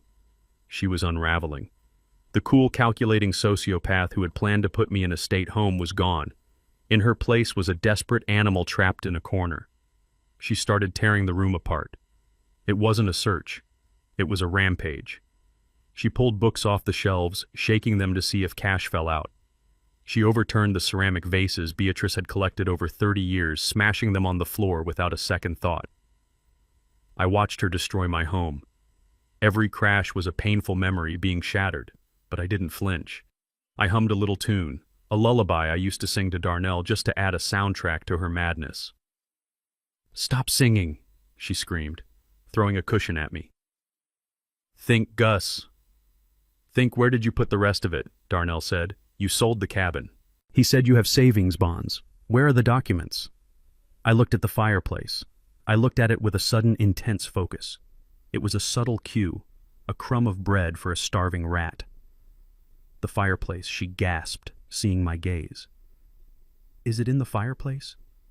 She ran to the hearth, falling to her knees. She shoved her hands into the cold ashes, digging frantically. She pulled out the grate, getting soot all over her expensive white pants. There was nothing there, of course, just dust and the remnants of old fires. She stood up, black smudges on her face, making her look like a deranged coal miner. You are looking at it. Why are you looking at it? I kept staring, but I shifted my gaze slightly. To the loose floorboard under the rug, just to the left of the hearth. I had loosened it myself the night before. I had made sure the corner of the rug was turned up just enough to be noticeable. She followed my eyes. She saw the rug. She saw the uneven board. She let out a little cry of triumph. She crawled over to it, ripping the rug back. She pried the board up with her fingernails, breaking one in the process, but she didn't care. She reached into the dark hole, and she found it. It wasn't money. It was a small, leather-bound notebook. It looked old, battered, the kind of thing an old man would use to keep his secrets. I had spent 2 hours the previous night preparing it. I had filled the first few pages with nonsense grocery lists, ramblings about the weather, names of people who were long dead. But in the middle, I had taped a key. And under the key I had written a sequence of numbers and a bank name. Tiffany pulled the notebook out as if it were the Holy Grail. She opened it, flipping through the pages with trembling hands. When she found the key and the numbers, her eyes went wide. First National, she whispered, reading the scrawled handwriting. Box 402. The code. This is it. This is the safe deposit box. She looked at me, clutching the notebook to her chest. You old fox, she breathed. You hid it in the bank. Of course. That is why Darnell couldn't find it. I smiled at her, a goofy, lopsided smile. I like the bank, I mumbled. They give me lollipops. She didn't hear the mockery. She only heard the solution to her problem. She scrambled to her feet, clutching the notebook so tight her knuckles were white. She looked at her watch. It was 10:30. The bank was open. I have to go, she said, talking to herself more than to me. I can make it. I can empty the box and pay them off. Then I will deal with you. She looked at me with a sudden sharp clarity. Stay here, she commanded. Do not answer the door. Do not answer the phone. If anyone comes, hide. Do you understand? I want to go fishing, I said softly. Shut up, she yelled. Just stay alive until I get back. I need you to sign the release forms once I have the cash. She ran to the door, checking the peephole before she opened it. She was terrified of the wolves outside, but her greed was stronger than her fear. She thought she had found the lifeline. She thought she had won. She didn't know that the key taped in that book belonged to an old padlock I threw away in 1995. She didn't know that the account number was for a charity account I had closed a decade ago. And she certainly didn't know that First National Bank had a very specific protocol when someone tried to access a flagged account with mismatching credentials. She ran out to her battered car, the one the debt collectors had used for batting practice. I watched through the window as she peeled away from the curb, leaving a trail of blue smoke. She was driving fast, reckless. She was driving toward a cliff, and she thought it was the finish line. Once she was gone, I stood up. I brushed the dust off my lap. I walked over to the fireplace and fixed the rug. I picked up the books she had thrown on the floor. I moved with purpose. The act was over for now. I went to the kitchen and picked up the phone. I didn't call the police. I called Ray, my friend from the force. She is in motion, Ray, I said. She is heading to First National on 4th Street. She is trying to access a box that doesn't exist with a key that doesn't fit. And Ray. She is frantic. She is going to cause a scene. Ray chuckled on the other end of the line. We have a unit near there having coffee. Might be a good time for them to make a deposit. I hung up. I made myself a cup of tea. Earl Grey. I sat back down in my chair and waited. The trap was sprung. The bait was taken. Now all I had to do was wait for the snap. Tiffany thought she was running from the criminals. She didn't realize she was running straight into the arms of the law, and this time she wouldn't have a senile old man to blame it on. This time she would be the one holding the bag, and it would be empty. I sat in my kitchen, the silence of the house wrapping around me like a warm blanket.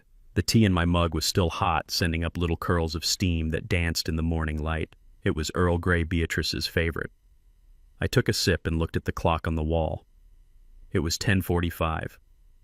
If Tiffany drove like the maniac I knew she would be walking through the revolving doors of First National Bank right about now. I could almost see it in my mind's eye. The marble floors, the hushed atmosphere of serious money, the tellers behind their bulletproof glass. It was a cathedral of finance, a place built on rules and verification. And Tiffany was walking into it with a fake key, a fake document, and a desperation that smelled like smoke. I knew the manager of that branch, Mr. Henderson. He was a good man, a stickler for protocol, who had been handling my accounts since the 90s. Last week, when I first realized the depth of Tiffany's betrayal, I had paid Mr. Henderson a visit. I didn't go as the confused old man.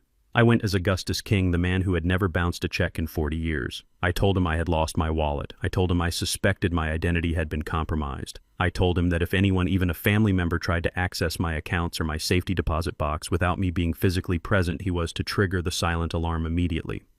I signed the fraud alert forms with a steady hand.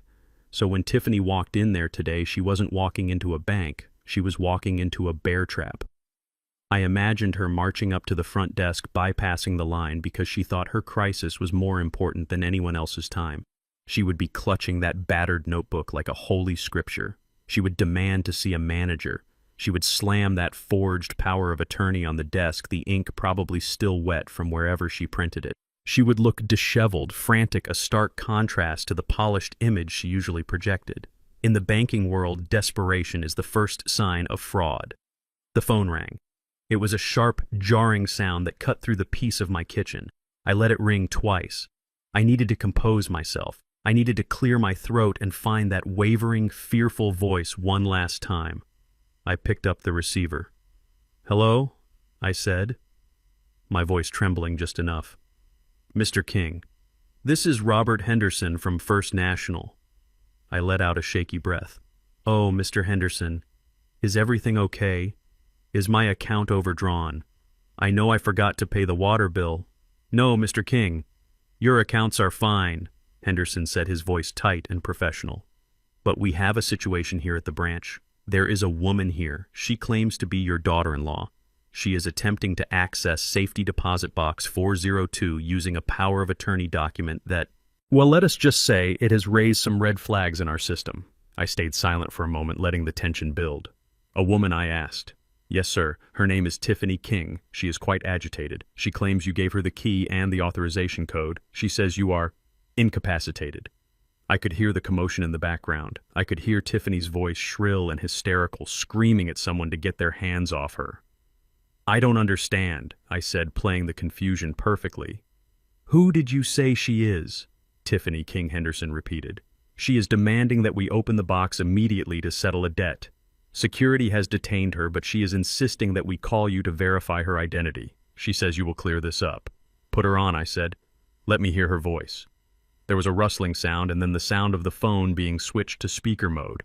The background noise became louder. Dad Tiffany's voice exploded through the line. It was raw, terrified, the sound of an animal caught in a snare.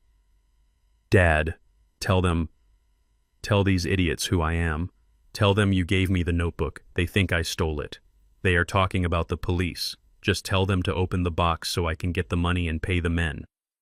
Please, Gus." I closed my eyes. I pictured her face. I pictured the way she looked when she poured that coffee on the table to force my hand. I pictured the way she looked when she told Darnell to let me rot in prison. This was the woman who wanted to erase me. This was the woman who wanted to sell my home and throw me into a facility to die alone. She was asking for mercy from the man she had sentenced to death. I took a deep breath. I imagined Beatrice standing next to me, her hand on my shoulder. I imagined Darnell as a little boy before she corrupted him. And then I delivered the line that would end her life as she knew it. I leaned into the phone and I spoke clearly without a trace of the senile old man. "Mr. Henderson." "Yes, Mr. King. I am here. I don't know who that woman is." The silence on the other end of the line was absolute. It was a vacuum that sucked the air out of the room. What Tiffany whispered, her voice was barely audible. "Gus, what are you saying?" I continued, my voice gaining strength, becoming the voice of the man who ran the shipping docks. "Mr. Henderson, I live alone. My wife passed away 2 years ago. I have a son, Darnell, but he is currently away.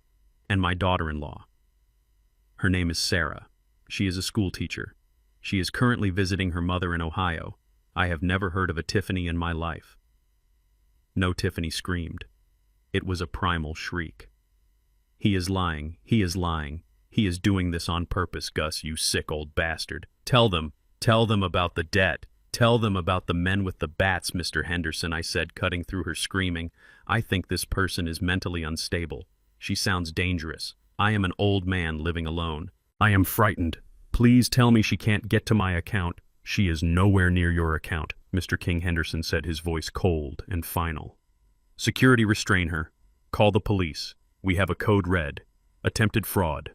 Forgery. Uttering false threats." I heard the scuffle. I heard the sound of a chair being knocked over. I heard Tiffany screaming my name over and over again until her voice was muffled, likely by a security guard dragging her away from the desk. "You will pay for this," I heard her yell from a distance. "You will burn in hell." Old man Mr. Henderson came back on the line. "I am so sorry, Mr. King. The police are on their way. We will hand over the forged documents and the surveillance footage. You don't have to worry about a thing. Your assets are secure." "Thank you, Robert," I said, letting the weariness seep back into my voice. "Thank you for protecting me. It is a scary world out there. We will take care of it, sir. Have a good day. The line went dead. I placed the receiver back on the cradle. I picked up my tea. It was still warm. I took a long, slow sip, savoring the taste of bergamot and justice. Tiffany thought she was playing a game of checkers against a feeble opponent. She didn't realize she was playing chess against a grandmaster. By denying her identity, I hadn't just stopped her from getting the money. I had dismantled her entire reality. Think about it. She was standing in a bank with a forged document bearing my signature, a signature she had practiced but which would never pass a forensic analysis. She was holding a notebook that I would claim I had never seen before. She was screaming about debt collectors and hitmen, which would make her sound insane to the police, or worse, implicate her in a criminal conspiracy. And when the police ran her prints, when they saw her history, the 2 bankrupt husbands, the fraud allegations in Florida, she wasn't going to talk her way out of this. She was going to be arrested for bank fraud, identity theft, and elder abuse. And the best part, the men with the bats, the debt collectors, she was so terrified of, they would see this on the news. They would see her being led away in handcuffs. They would know she failed. They would know she didn't have the money. And in their world, failure is not forgiven. She was safe in police custody, technically, but her life on the outside, the luxury cars, the designer clothes, the social standing, it was all gone. It was ash. I walked to the window and looked out at the street. The sun was shining. The birds were singing. It was a beautiful day in Baltimore. I thought about Darnell sitting in his cell waiting for the lawyer Tiffany was supposed to pay. He would be waiting a long time. The check wasn't in the mail. The banker was in cuffs. I felt a pang of sadness, deep and sharp, for the family I had lost, but underneath it there was relief. The cancer had been cut out. The surgery was brutal, and the recovery would be lonely, but the patient was going to survive. I went to the closet and pulled out my fishing gear. The real gear. Not the box Darnell had used. I checked my rod, checking the line for frays. I needed to get out of the house. I needed to breathe salt air. But before I left, I had one more thing to do. I had to prepare for the fallout. Because when Darnell found out that his wife was in the cell next door, he was going to break. And when he broke, he was going to want to talk to his father. And this time I would be ready to listen.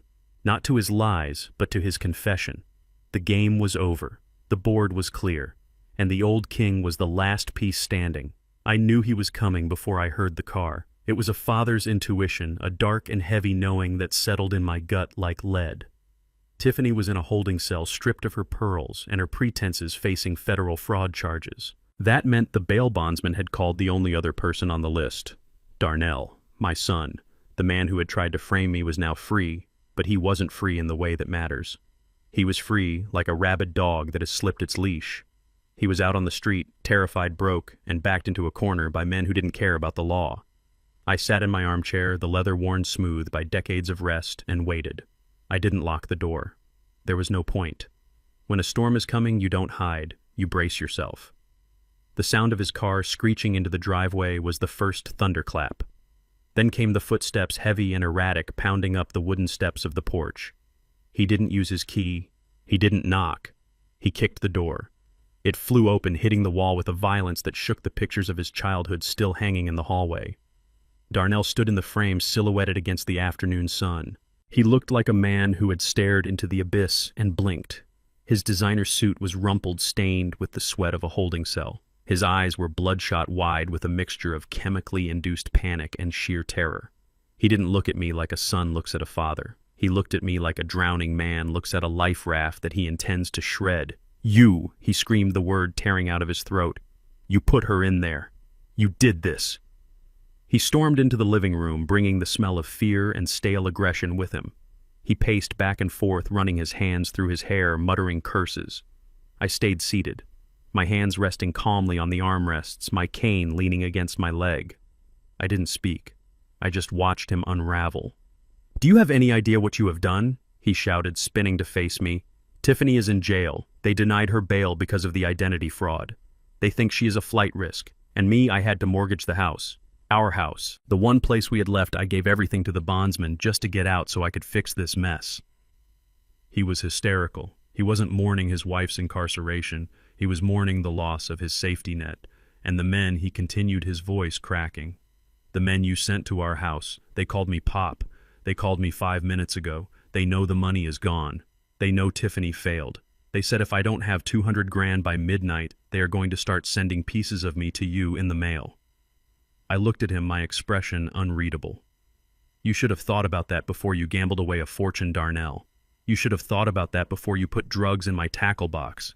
Don't lecture me, he roared, lunging forward. He grabbed the lapels of my cardigan, yanking me forward. His face was inches from mine. I could see the pores in his skin, the madness dancing in his pupils.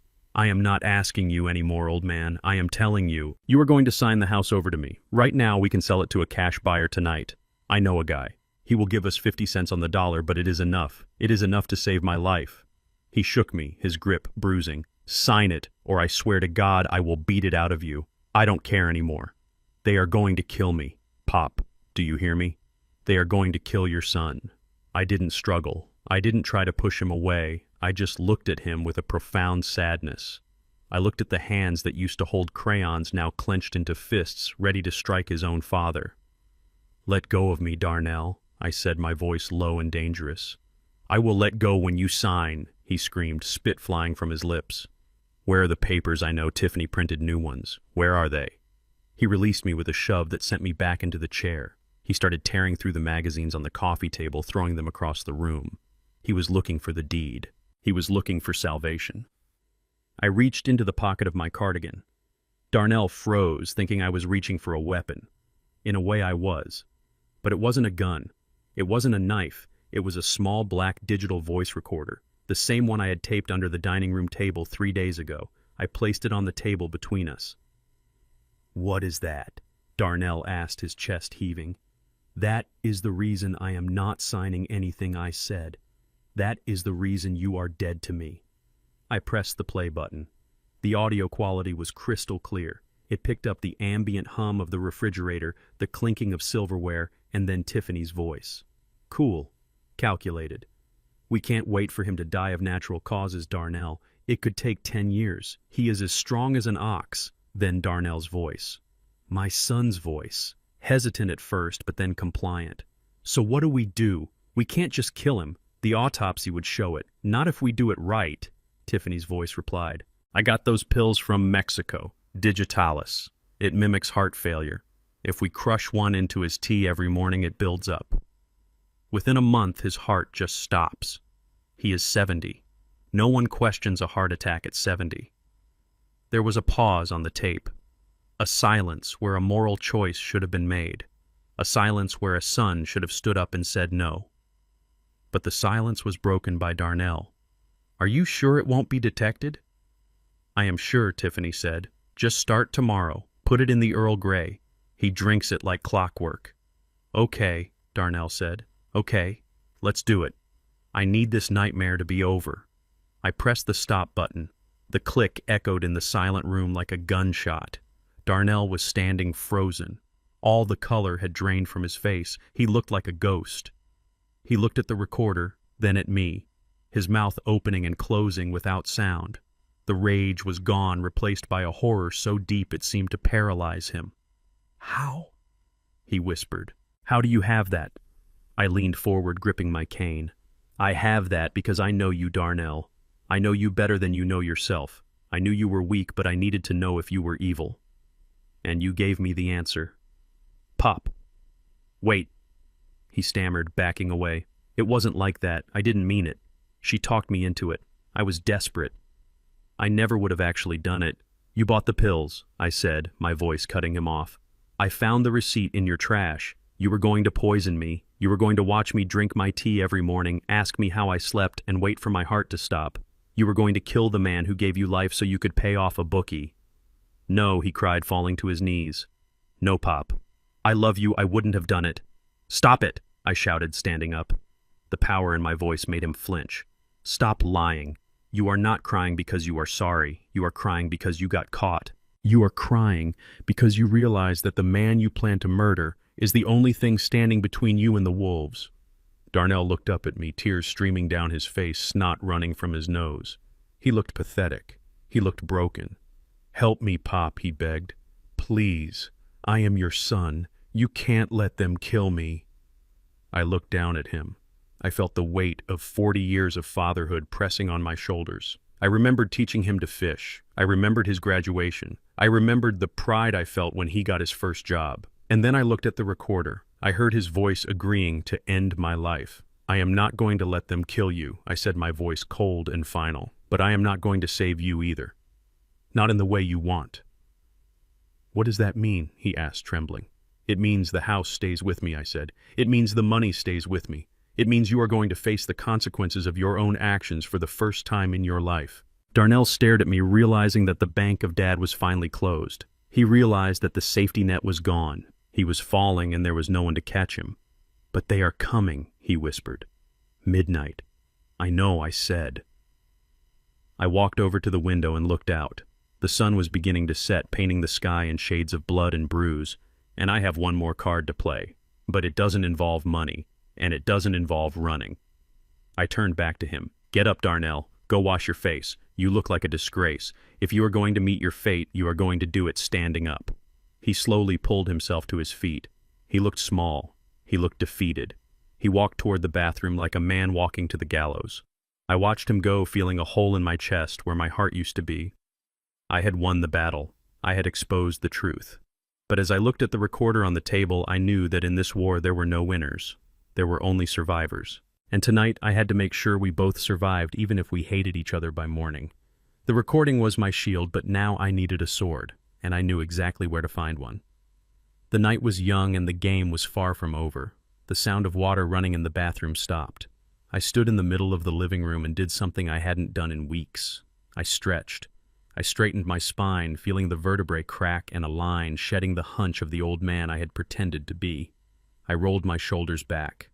I took a deep breath, filling my lungs completely, no longer needing to take the shallow, wheezing breaths of the infirm. I walked over to the liquor cabinet, my stride long and sure, my cane left leaning against the armchair.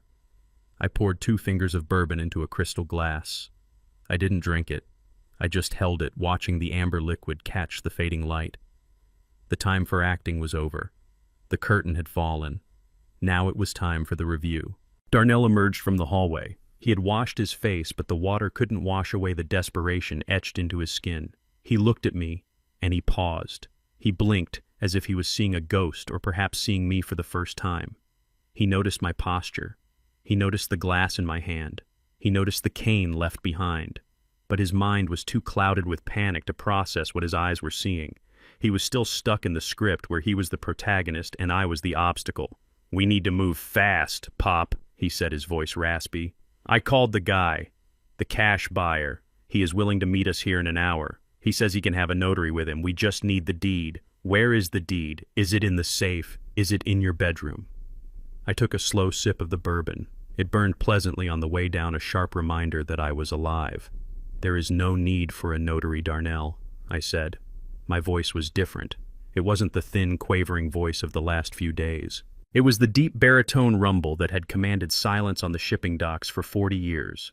It was the voice of Augustus King, not the caricature he thought I was. Darnell froze. He looked at me. Really, looked at me. "What? What did you say? Why are you talking like that?" I turned to face him, swirling the ice in my glass. "I am talking like this because I am tired of whispering, son. And I am tired of watching you run around like a headless chicken trying to sell something that isn't yours to sell." He shook his head, trying to clear the confusion. "Pop, we don't have time for this. The debt collectors. Midnight, remember. We have to sell the house. It is the only way." I walked over to the window, looking out at the street where the shadows were lengthening. "You can't sell the house, Darnell." "Why not?" he screamed, his patience snapping. "Because you are stubborn. Because you are sentimental." "No," I said, turning back to him with a cold smile. "Because you don't own it, and neither do I." The silence that followed was heavy, suffocating. Darnell stared at me, his mouth slightly open. "I don't understand," he whispered. "What do you mean you don't own it? You and Mom paid off the mortgage in '98. I saw the papers."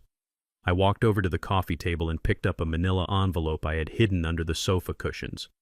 I tossed it onto the table. It slid across the polished wood and stopped right in front of him. "Open it," I commanded. Darnell reached for the envelope with trembling hands. He fumbled with the clasp, tearing the paper in his haste. He pulled out a stack of legal documents.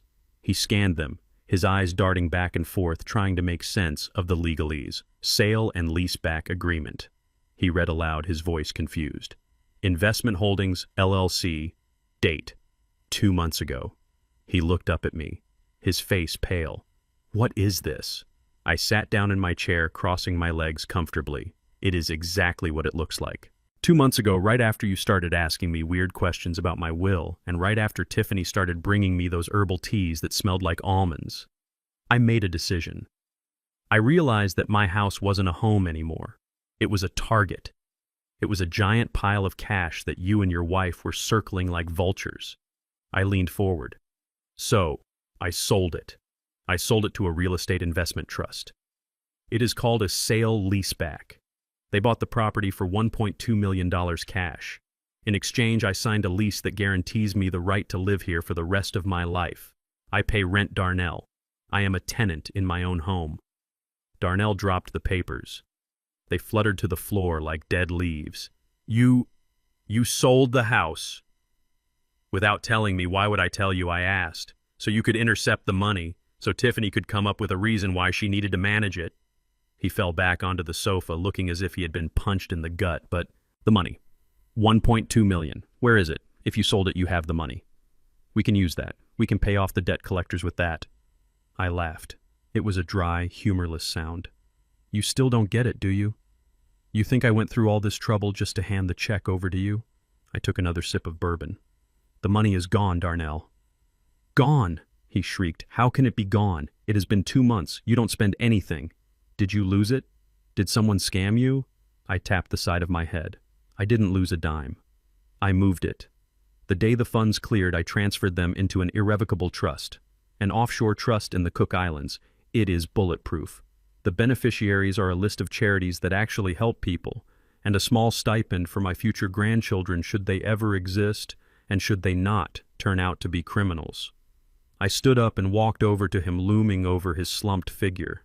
The money is untouchable. I can't even get to it if I wanted to. It is locked up tighter than Fort Knox. And do you know why I did it? Darnell stared at the floor, tears leaking from his eyes. Why? Because I knew, I said softly. I knew you were in trouble. I knew about the gambling. I knew about the debts. And I knew that as long as this money was accessible, as long as this house was an asset, you would never stop coming for it. You and Tiffany would have hounded me until I died. You would have poisoned me or driven me crazy or forged my signature. I removed the temptation. I took the toy away because the children couldn't play nice. Darnell put his head in his hands and began to rock back and forth. It was a sound of pure despair. Oh God, it is all for nothing. Tiffany is in jail for nothing. I am going to die for nothing. I watched him crumble. The irony was crushing him. He had spent months plotting, scheming, and betraying his own father to get his hands on a house that didn't belong to me anymore. He had risked everything to steal a treasure chest that was already empty. You were fighting over a corpse, Darnell, I said mercilessly. You and Tiffany were so busy measuring the drapes and planning the renovation that you didn't notice the foundation was gone. You were trying to rob a bank that had closed for business weeks ago. He looked up at me, his eyes hollow. So, that is it. You are just going to let them kill me. You have millions in a trust fund, and you won't spend a dime to save your son. I looked at the clock on the wall. It was 6 p.m. You have 6 hours. Darnell, I am not going to pay your debt, I said. I meant what I said. A man who creates his own storm shouldn't complain when it rains. But I walked back to the liquor cabinet and pulled out a small business card. I placed it on the table next to the recording device. I am not a monster. I don't want you dead. I want you to learn. What is this? Darnell asked, looking at the card. It is the number for the FBI field office in Baltimore, I said. Agent Miller. He is the one who arrested Tiffany. He is expecting your call. Darnell recoiled. The FBI? Are you crazy? If I talk to them, I go to prison. If you don't talk to them, you go to the morgue, I countered. Those are your choices. You can walk out that door and try to run from the men you owe money to. Good luck with that. Or you can pick up that phone call, Agent Miller, and offer to turn state's witness. You tell them everything. You tell them about the gambling ring. You tell them about the drug shipment. You tell them about Tiffany. You give them the whole network. Prison, he whimpered. Witness protection, I corrected. If you give them enough. But yes, probably some prison time first. But in prison, you are safe from the debt collectors. In prison, you have 3 meals a day and a lot of time to think about where you went wrong. I picked up my cane and walked to the front door. I opened it, letting the cool evening air flow into the house. I am going for a walk, I said. I am going to walk down to the harbor and watch the ships come in. When I come back in an hour, I want one of 2 things. I want to find an empty house, meaning you decided to run. Or I want to find you on the phone with the feds doing the right thing for the first time in your life. I stepped onto the porch. Pop Darnell called out, his voice small. I stopped, but I didn't turn around. Did you ever love me? I gripped the door frame. My knuckles turned white. I loved the boy who used to wait for me on this porch when I came home from work. I loved the boy who wanted to be an astronaut. But that boy died a long time ago, Darnell. You killed him the day you decided that money was worth more than blood. I walked down the steps and onto the sidewalk. I heard the door close softly behind me. I didn't know what he would choose. I didn't know if he had the courage to face justice or the cowardice to run. But as I walked toward the water, feeling the wind on my face, I knew one thing for sure. I was free. The house was just a building. The money was just paper. But my dignity, that was something they couldn't foreclose on. And for the first time in months, I walked without a limp. The act was over. Augustus King was back. I watched him walk down the driveway, his shoulders hunched against the wind. It was the walk of a man who had lost his compass. He stopped at the door of his car, his hand hovering over the handle. I held my breath, standing in the shadows of the porch. This was the moment, the fork in the road. If he reached into his pocket and pulled out his phone to call Agent Miller, he would be taking the first step back toward humanity. He would be choosing honor over fear. But he didn't. He looked back at the house one last time, his eyes searching for a savior he didn't deserve, and then he opened the car door. He chose to run. He chose the coward's way out. He thought he could outdrive his demons, but he forgot that demons don't need gas money. He never even got the engine started. The black sedan that had been circling the block like a shark in bloody water didn't wait for an invitation. It screeched around the corner, tires smoking against the asphalt. It cut across the lawn, tearing up the grass I had mowed for 30 years, and slammed into the front bumper of Darnell's car, pinning him in.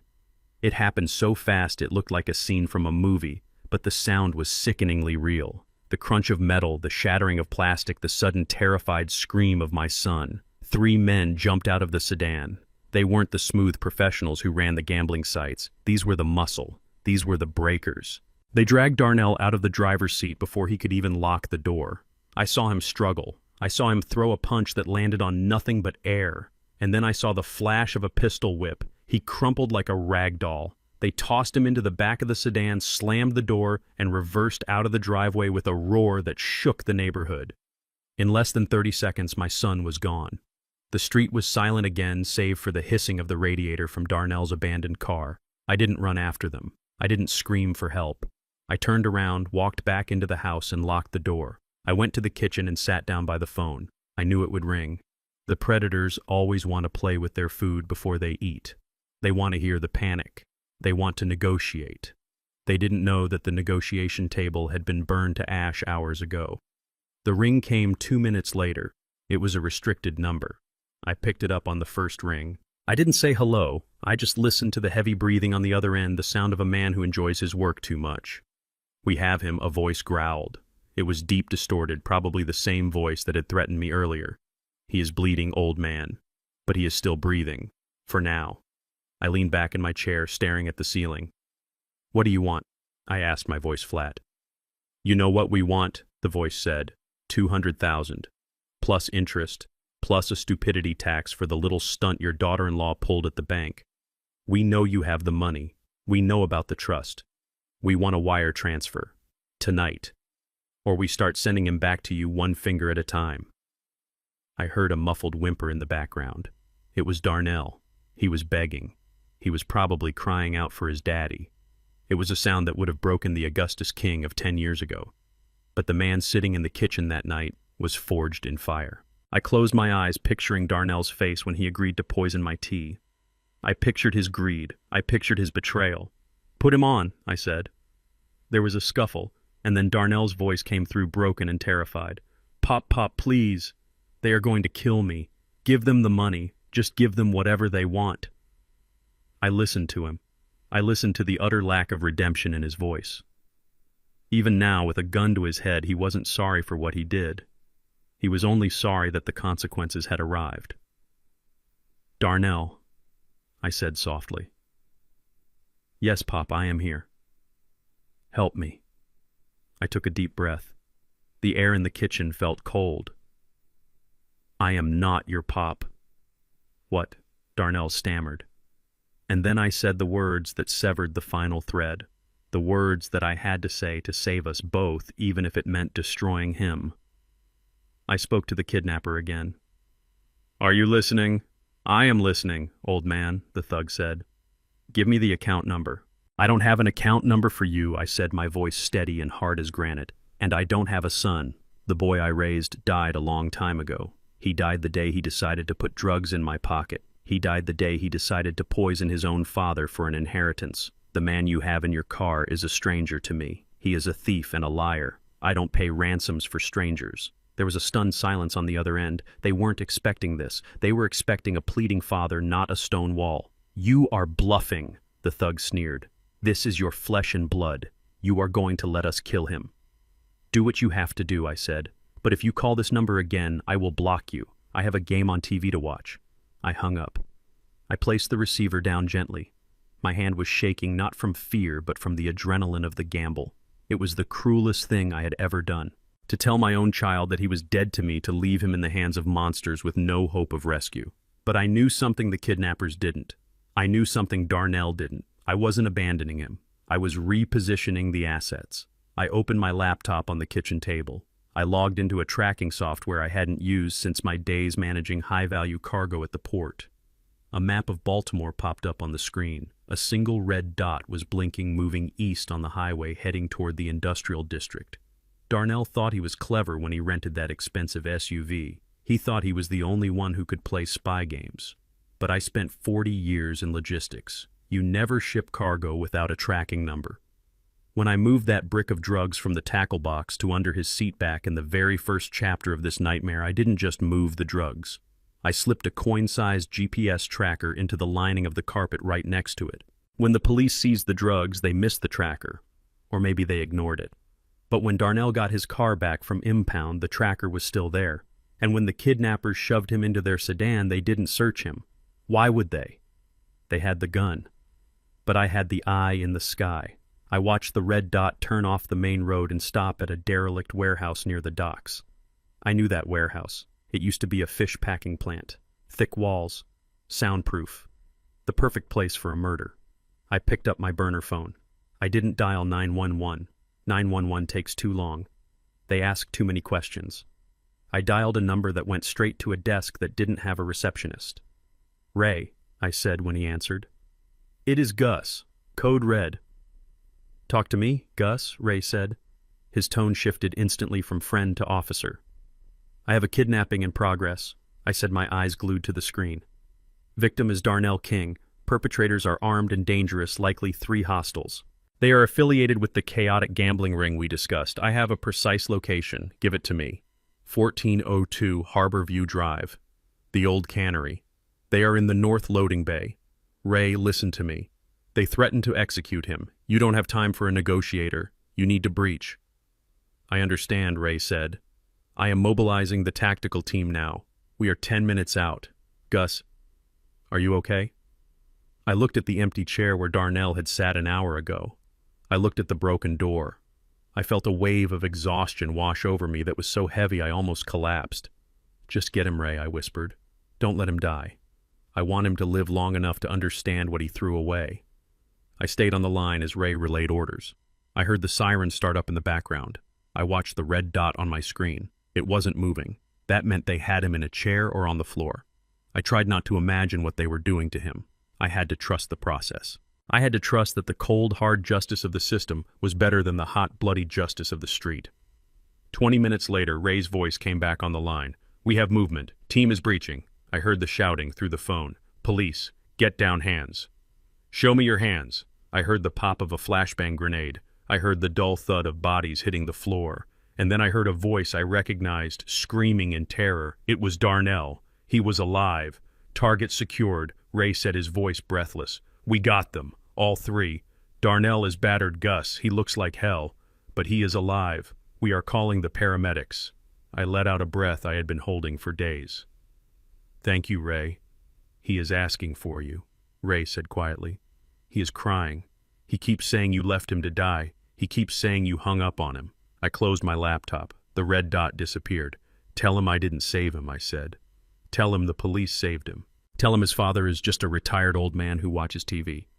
But Gus, he needs to know that the safety net is gone, Ray. If he thinks I saved him, he will think I forgive him. And I don't. Not yet. He needs to sit in a cell and realize that the only reason he is breathing is because I respect the law more than I respect his feelings. Book him, Ray. Book him for the conspiracy. Book him for the attempted murder. Use the tape I gave you. You are sending your son to prison, Gus. No, I said, standing up and walking to the sink to pour out the rest of my bourbon. I am sending a criminal to rehabilitation. My son died a long time ago. Maybe if he works hard enough, he might be born again in 5 or 10 years. But until then, Augustus King has no children. I hung up the phone. The house was silent again. The wind blew through the cracks in the door.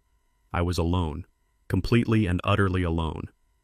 But as I washed my glass, watching the water swirl down the drain, I didn't feel lonely. I felt clean. I had cut out the rot. I had faced the wolves and the snakes and the rats, and I was still standing. Darnell was alive. He was safe from the hitmen. He was safe from himself. It was the hardest thing I had ever done, but it was the only act of love I had left to give. I turned off the lights and went upstairs. I had a long day ahead of me tomorrow. I had a window to fix and a life to rebuild. And for the first time in years, I was going to sleep without one eye open. They say justice is blind, but I have always thought she just closes her eyes because she cannot bear to watch what families do to each other. The courtroom was a cavern of mahogany and marble designed to make you feel small, designed to remind you that the law is a mountain and you are just a pebble. I sat in the third row right behind the prosecutor. I wore my best Sunday suit, the one I used to wear to church with Beatrice. I held my cane between my knees, my hands folded on top of the handle, watching the tragedy unfold with the stoic patience of a man who has already shed all his tears. The air in the room was thick with the smell of floor wax and desperation. Darnell and Tiffany were sitting at separate tables. That was the first thing I noticed. For years they had been a united front, a two-headed monster of greed and ambition. They had finished each other's sentences, laughed at the same cruel jokes, and plotted my demise over expensive dinners. But today there was an ocean of silence between them. Darnell sat with his public defender looking shrunken and gray. The swagger was gone. The arrogance had been beaten out of him by 3 nights in a holding cell and a lifetime of bad choices catching up all at once. Tiffany sat 20 feet away. She was wearing a beige prison jumpsuit that washed out her complexion.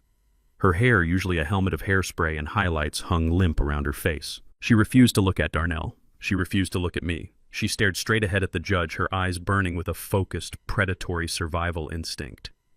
I knew that look. It was the look of a rat that gnaws off its own leg to escape a trap.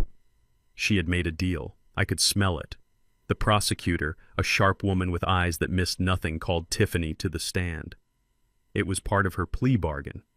To reduce her own charges of forgery and identity theft, she had agreed to testify against the primary conspirator in the drug trafficking and elder abuse case. The primary conspirator. My son. Tiffany walked to the witness stand. She didn't walk with her usual hip-swaying confidence. She walked with a practiced humility, hunching her shoulders, playing the victim. She swore to tell the truth, a concept she had been unfamiliar with for her entire adult life. Ms. King, the prosecutor, began. Can you tell the court about the events of October 15th? Tiffany took a sip of water. Her hand trembled. It was a nice touch. Yes, she said, her voice soft and wavering. That was the day Darnell forced me to help him coordinate the shipment. Darnell's head snapped up. He looked at her, his mouth falling open. Forced you, he whispered, but his lawyer shushed him. Tiffany continued gaining confidence with every lie. Darnell has a gambling problem, a severe one. He owed dangerous people a lot of money. He told me that if I didn't help him, they would hurt me. They would hurt his father. I was terrified. He came up with the plan to use his father as a mule. He said Mr. King, was old and senile. He said no one would suspect him. She paused, wiping a dry eye. I begged him not to do it. I told him it was wrong, but Darnell was desperate. He said he was the man of the house, and I had to do what he said. He bought the drugs. He wrapped them. He put them in the tackle box. I watched Darnell. He was shaking his head violently. He looked like he was screaming inside.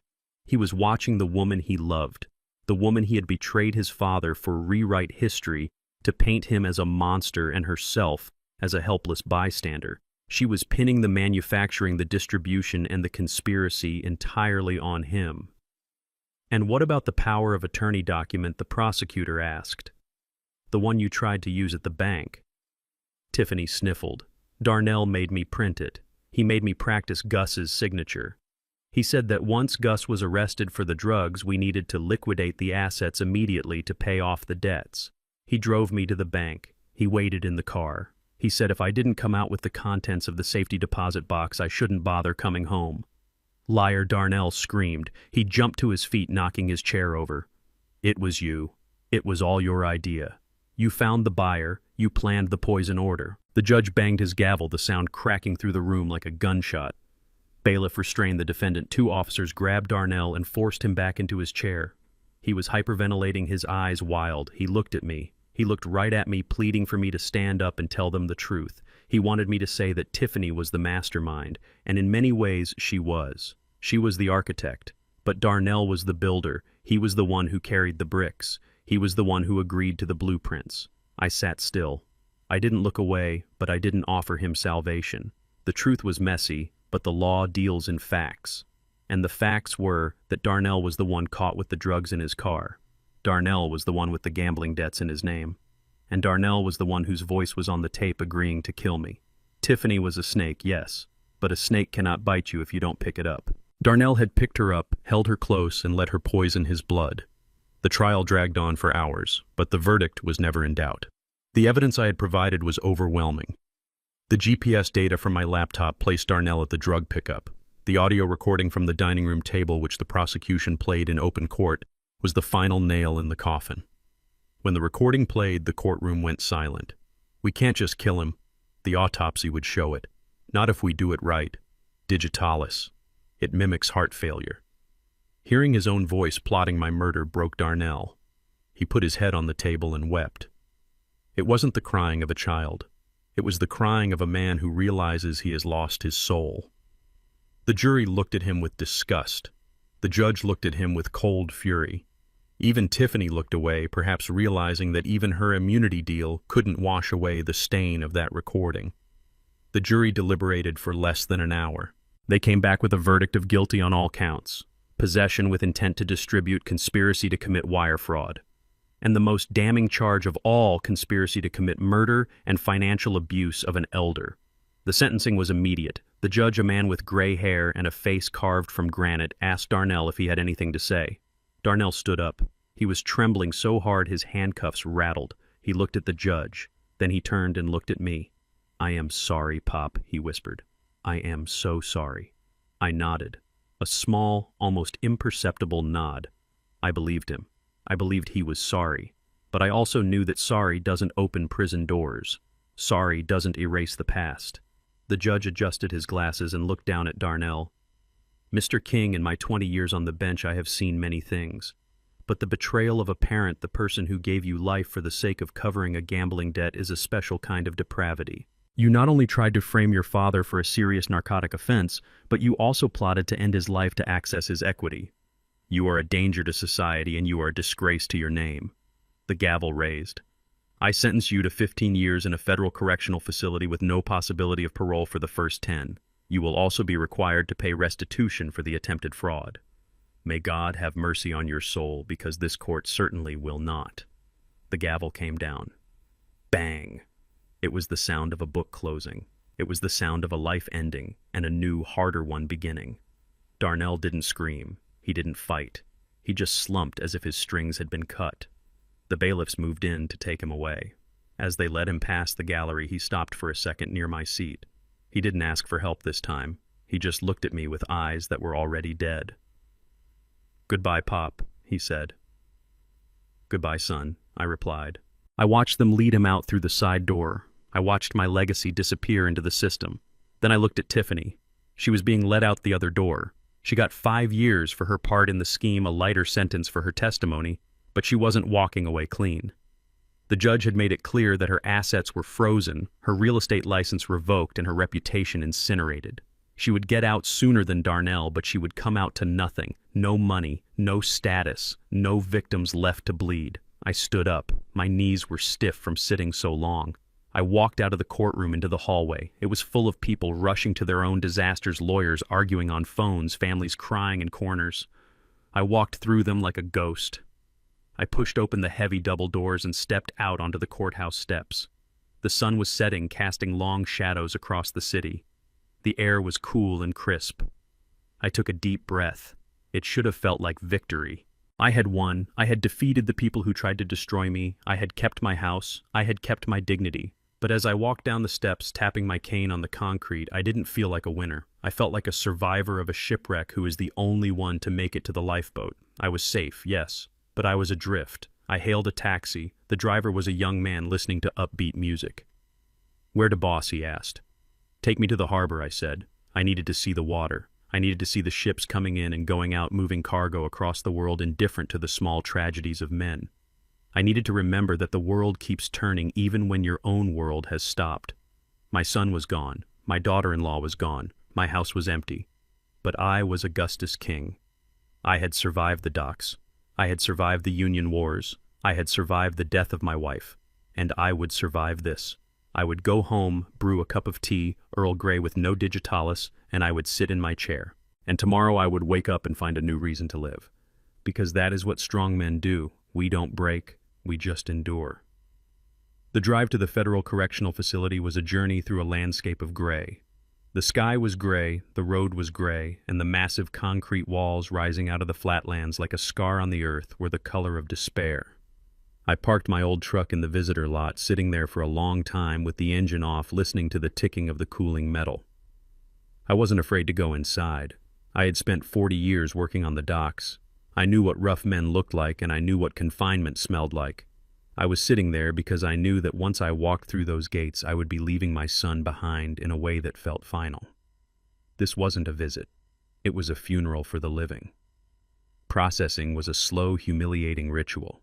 Belt off, shoes off, empty your pockets, walk through the scanner, wait for the buzz. I did it all with the patience of a stone. The guards looked at me, a 70-year-old man with a cane and a sad face, and their eyes softened just a fraction. They saw fathers like me every day, men who had worked their fingers to the bone only to watch their legacy end up in a cage. They didn't say much. They just pointed the way. Down the long hallway, through the heavy steel doors that slammed shut with a sound like a guillotine blade, and into the visitation room. It was different from the county jail. It was quieter, cleaner, and infinitely more hopeless. The air was recycled, stale, and cold. I took my seat at booth number 14. I placed my hands on the counter, looking at the scratches in the metal, wondering how many other fathers had sat in this exact spot, praying for a miracle that wasn't coming. When they brought Darnell out, I almost didn't recognize him. It had only been 3 weeks since the sentencing, but prison time doesn't move like regular time. It erodes you. He had lost 20 pounds. His head was shaved, stripping away the expensive haircuts he used to obsess over. His skin was sallow, deprived of sunlight. But it was his posture that hit me the hardest. Darnell had always walked with a swagger, a bounce in his step that said he owned the world. Now he shuffled. He walked with his head down, shoulders hunched, his eyes darting around nervously as if he expected a blow to come from any direction. He looked like a husk. He sat down on the other side of the thick plexiglass. He didn't pick up the phone immediately. He just looked at me. His eyes were red-rimmed and swollen. For the first time in his life, the mask was completely gone. There was no calculation, no scheme, no anger. There was just a terrified boy looking for his dad. I picked up the receiver. He followed suit, his hand trembling so badly the cord shook. "Pop," he choked out. The word was barely a whisper. "Hello, Darnell," I said. My voice was steady, but it cost me every ounce of strength I had to keep it that way.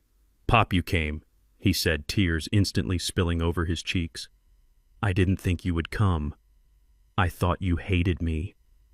"I don't hate you, son," I said gently. "Hate takes energy. I don't have that kind of energy left. I am just tired." He leaned his forehead against the glass, his body shaking with sobs. "It is hell in here, Pop. You have no idea. The noise, the violence. I can't sleep. I am scared every second of every day. Please, you have to help me. You have to talk to the lawyers. There has to be an appeal. There has to be a way to get me into a different facility, or get the sentence reduced. I can't do 15 years. I will die in here." I listened to him beg. It was the plea of a man who had never faced a consequence he couldn't buy his way out of. He still thought there was a loophole. He still thought there was a manager he could speak to. "There is no appeal, Darnell," I said. The evidence was overwhelming. "You confessed. It is done. But I am your son," he wailed, his voice rising in panic. "How can you just sit there and watch me suffer? I made a mistake. I know I made a mistake, but I don't deserve this." I looked at him, and the memory of the tape recorder played in my mind. Digitalis. It mimics heart failure. "You didn't make a mistake, Darnell," I said, my voice hardening. "You made a choice. A mistake is forgetting to pay a bill. A mistake is crashing a car. Plotting to poison your father so you can sell his house is not a mistake. It is a decision. It is a character flaw." He recoiled as if I had slapped him. "But I am sorry. I swear, I am sorry. I would take it all back if I could." "I know you are sorry," I said. "I believe you. But you are sorry because the plan failed. You are sorry because the wolf you invited into your bed turned around and bit you. You are sorry because you are the one behind the glass." He looked at me with utter devastation. "So that is it. You are just going to leave me here. You are going to let me rot." I leaned forward, placing my hand flat against the cold glass. My palm hovered over his face, separated by 2 inches of bulletproof plastic. "Darnell, listen to me," I said, my tone shifting from judgment to a deep, sorrowful instruction. "You are asking me to save you, but you don't realize something. I already did." He blinked, confusion swimming in his tear-filled eyes. "What I saved you," I repeated firmly. "If I hadn't gone to the police, if I hadn't turned over that recording, where would you be right now?" He opened his mouth to speak, but no words came out. "I will tell you where you would be," I continued. "You would either be dead in a ditch executed by the loan sharks you owed money to, or worse, you would be a murderer. You would have gone through with it. Tiffany would have pushed you, and you would have crumbled, and you would have put those pills in my tea, and you would have watched me die. You would have stood over my grave knowing you killed the only person who ever truly loved you." Darnell flinched, closing his eyes tight. "I saved you from that," I said, my voice trembling with emotion. "I saved you from becoming a monster. I stopped you before you crossed the line that you can never come back from. You are in prison, yes. But your soul is still intact. It is damaged, it is dirty, but it is not lost. Not yet." He looked up at me, the tears streaming down his face. "But 15 years, Pop. 15 years is a long time." I agreed. "But it is time you need. Out there in the world you were weak. You let Tiffany think for you. You let your greed think for you. You never learned how to stand on your own 2 feet. You never learned the value of a dollar earned with sweat. You thought the world owed you something." I paused, looking around the bleak room. "In here, nobody owes you anything. In here, you are just a number.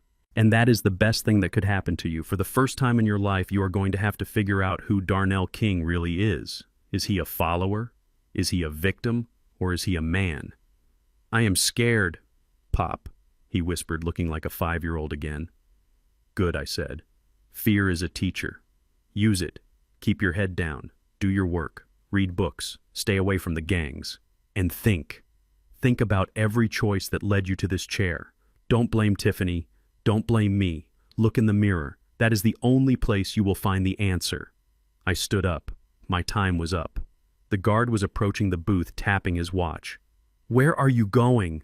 Darnell asked, panic rising in his voice again. "Don't go. When will you come back?" I looked down at him. I buttoned my jacket. I adjusted my hat. I am not coming back next week, Darnell, I said. What? No, Pop, please, I can't, I said softly. I can't come here and watch you like this. It breaks me. And you don't need me holding your hand anymore. You need to do this alone. If I keep visiting, you will keep looking to me for hope. You need to find hope inside yourself. I turned to walk away but stopped. I looked back at him one last time. I will write, I said, and I will put money in your commissary account so you can buy toothpaste and stamps. But I won't visit. Not until I see a change. Not until the man sitting in that chair is someone I recognize. Pop Darnell screamed, slamming his hand against the glass. Dad, please, I love you. I walked away. I walked toward the heavy steel doors without looking back. I heard him screaming my name, a raw, primal sound that echoed off the concrete walls. It was the sound of a cord being cut. It tore a hole in my chest, a physical pain that nearly brought me to my knees. Every instinct as a father screamed at me to turn around to run back to tell him it would be okay. But it wouldn't be okay. Not if I coddled him. Not if I let him believe that love meant fixing his messes. I had fixed his messes for 35 years, and it had led us here. The only way to truly love him now was to let him fall and pray that he found the strength to catch himself. I walked out into the gray afternoon. The air smelled of rain. I got into my truck and sat there gripping the steering wheel until my knuckles turned white. I let out a long, ragged breath, and finally I let the tears come. I cried for the son I lost. I cried for the years we wasted. I cried for the lonely nights ahead in my empty house. But as I drove away watching the prison fade in the rearview mirror, I felt a strange sense of peace settling over me. I had done my job. I had protected my legacy. I had protected my dignity. And in the most painful way possible, I had protected my son. He was in a cage, yes. But he was alive. And as long as he was alive, there was a chance for redemption. I had planted the seed. Now I had to wait 15 years to see if it would grow. The courtroom smelled of floor wax and stale coffee, a scent that would forever remind me of the day I finally severed the last tentacle of the parasite that had been feeding on my family for years. Tiffany sat across the mahogany table, her posture rigid, her face a mask of carefully applied makeup that was beginning to crack under the pressure of the last 4 hours. She didn't look like the arrogant woman who had once laughed in my face when I asked where my pension checks had gone. Today, she looked small. My lawyer, a sharp-eyed woman named Sarah, who reminded me of Beatrice in her younger years, slid a single piece of paper across the table. It wasn't a threat, it was a receipt. A simple bank transfer record that Tiffany thought she had buried under layers of shell companies and fake invoices.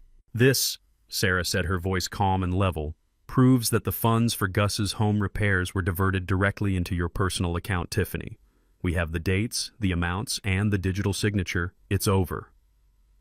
Tiffany's eyes darted to her own lawyer, a man who had spent the morning looking increasingly defeatist.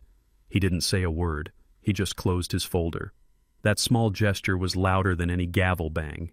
It was the sound of a castle built on sand collapsing into the sea. I watched her, expecting to feel a surge of triumph, a rush of vindication. But as I looked at the woman who had helped corrupt my son, who had whispered poison in his ear and turned him against his own father for the sake of a luxury lifestyle, all I felt was a profound, exhausting relief. I wasn't happy to destroy her. I was just relieved that I finally could. I want everything back, I said, breaking my silence. My voice was raspy, unused to the cold air of the legal chambers. The car, the jewelry you bought with my retirement fund, the down payment on that condo, everything. You can't do this, she hissed, her mask finally slipping, revealing the snarling creature beneath. I have a reputation. If you drag this out, if you make this public, I'll be ruined. Who will hire me? Who will marry me? I leaned forward, resting my calloused hands on the table, hands that had worked 40 years in a machine shop to build the fortune she had tried to steal in 4. You should have thought about your reputation before you tried to put an old man on the street, Tiffany. You didn't care about my dignity then. Why should I finance yours now? The settlement was signed an hour later. She left the room in tears, not of remorse, but of fury at having lost the game she thought she had rigged. I walked out of the courthouse and into the afternoon sun. I checked my phone. The notification from the bank confirmed the freezing of her assets. It was done. The leech had been removed. The wound would scar, but it would heal. The next week was the hardest yet the most necessary. I stood in the center of the living room of the big house on Elm Street. The house where Darnell had taken his first steps. The house where Beatrice and I had danced to the radio in the kitchen while the spaghetti sauce simmered. It was a beautiful house. It was a museum of memories, and it was too big for one old man and his ghosts.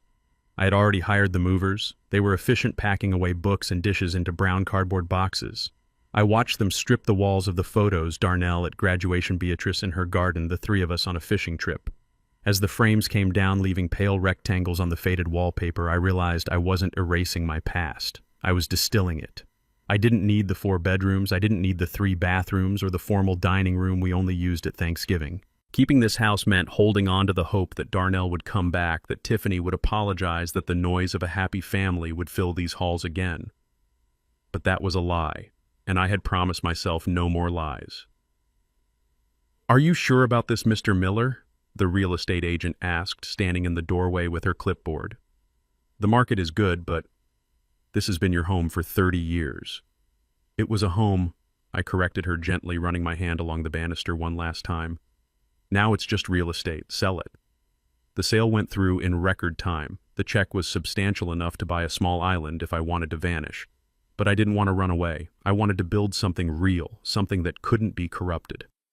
I took the majority of the money, the blood money, as I thought of it, the wealth that had attracted the greed in my son and his partner, and I walked into the office of the dean at the local technical college. Beatrice had always said that honest work was the best prayer. She respected men who could fix things, who could build.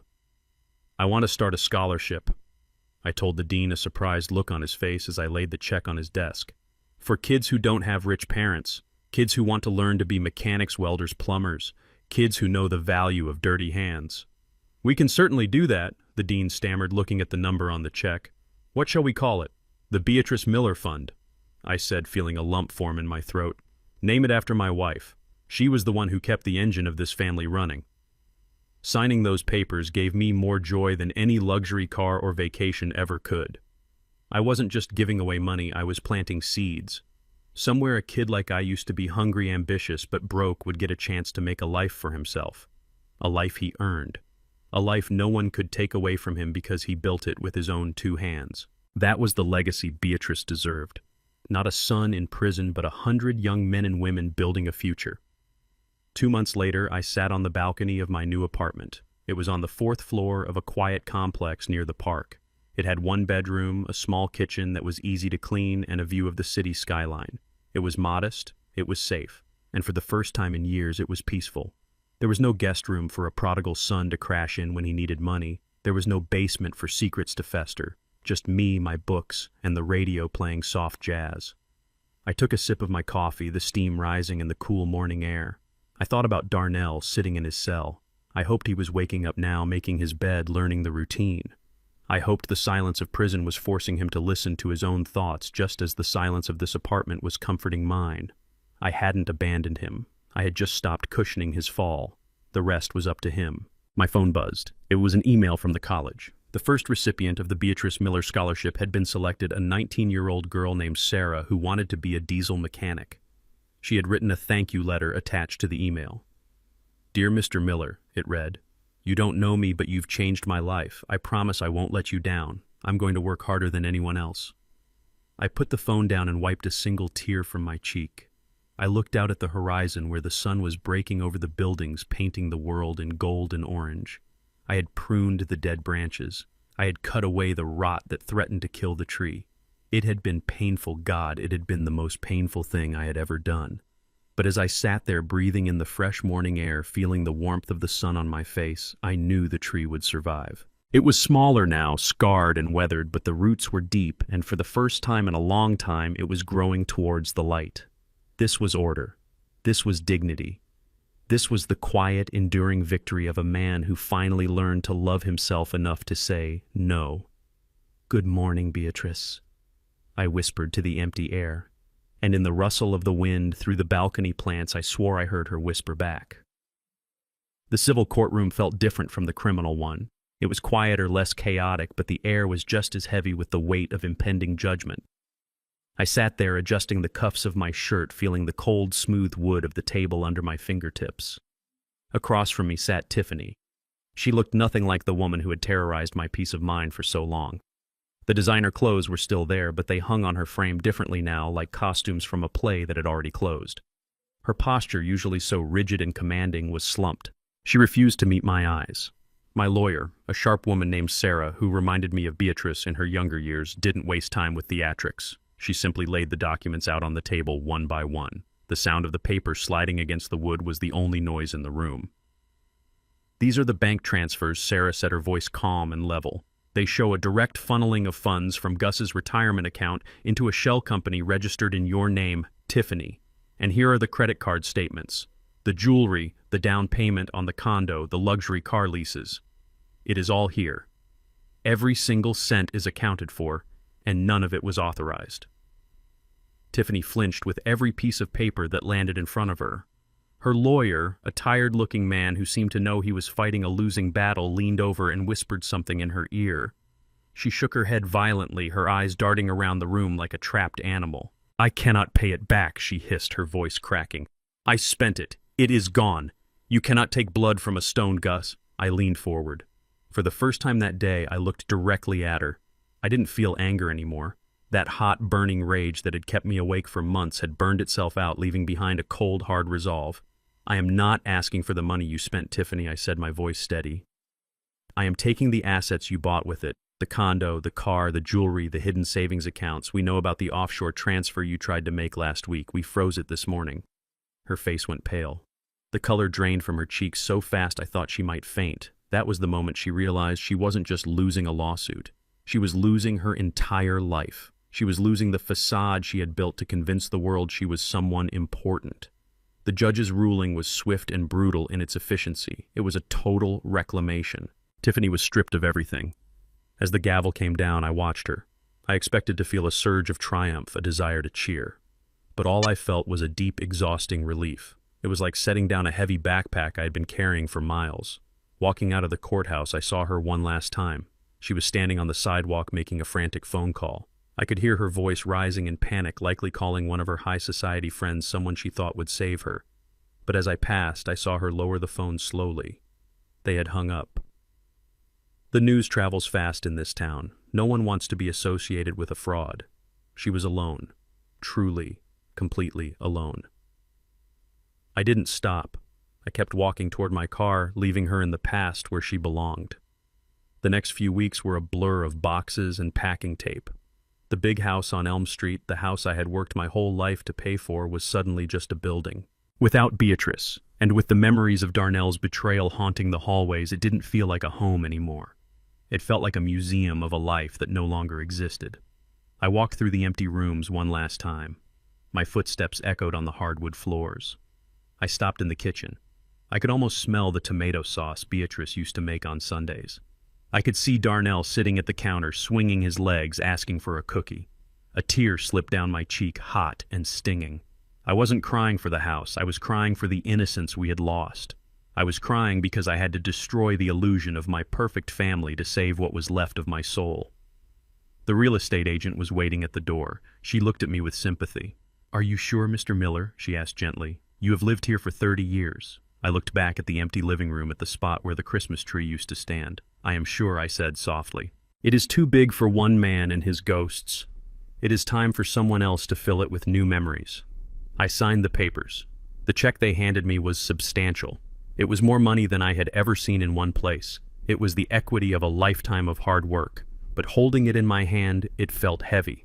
It felt tainted by the greed that had torn my family apart. I knew I couldn't just put this in the bank. I couldn't use this money to buy a fancy car or go on a cruise. It needed to be purified. It needed to be turned into something good. I drove straight to the local technical college. It was a place of grease and noise and honest work, the kind of place where I had started my career. I met with the dean, a young man who looked surprised to see an old pensioner in his office. "I want to start a scholarship," I told him, placing the check on his desk. He looked at the amount and his eyes widened. This is incredibly generous, Mr. Miller."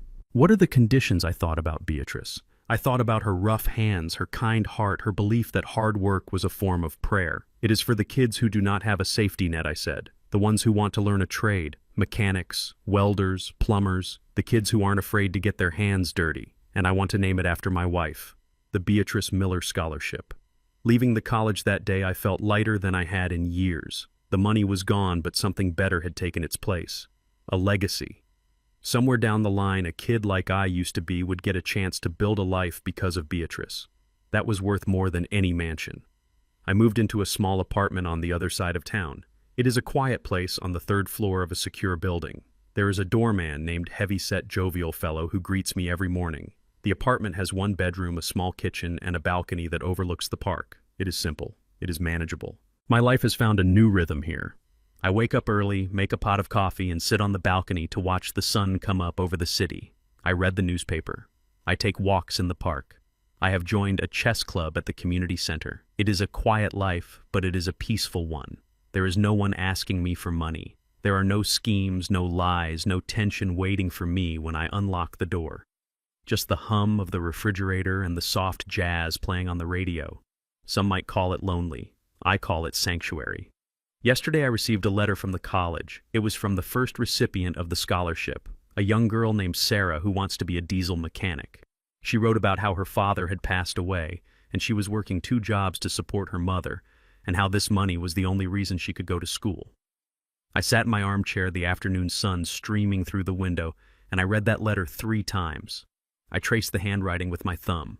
"You did good, Gus," I whispered to the empty room. "You did good." I thought about Darnell sitting in his cell. I hoped that one day he would understand. I hoped that the silence of prison would force him to find the same kind of clarity I had found in this small apartment. I hadn't abandoned him. I had just stopped enabling his destruction. I had cut the safety rope so he would finally have to learn how to climb. The sun began to set, painting the sky in shades of purple and orange. I stood up and walked to the kitchen to start my dinner.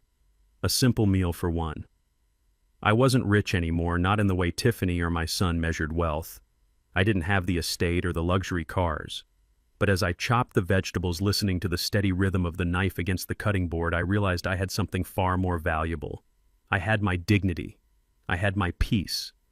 And for the first time in a long, long time, when I looked in the mirror, I liked the man staring back at me. I had walked through the fire, and I had come out the other side.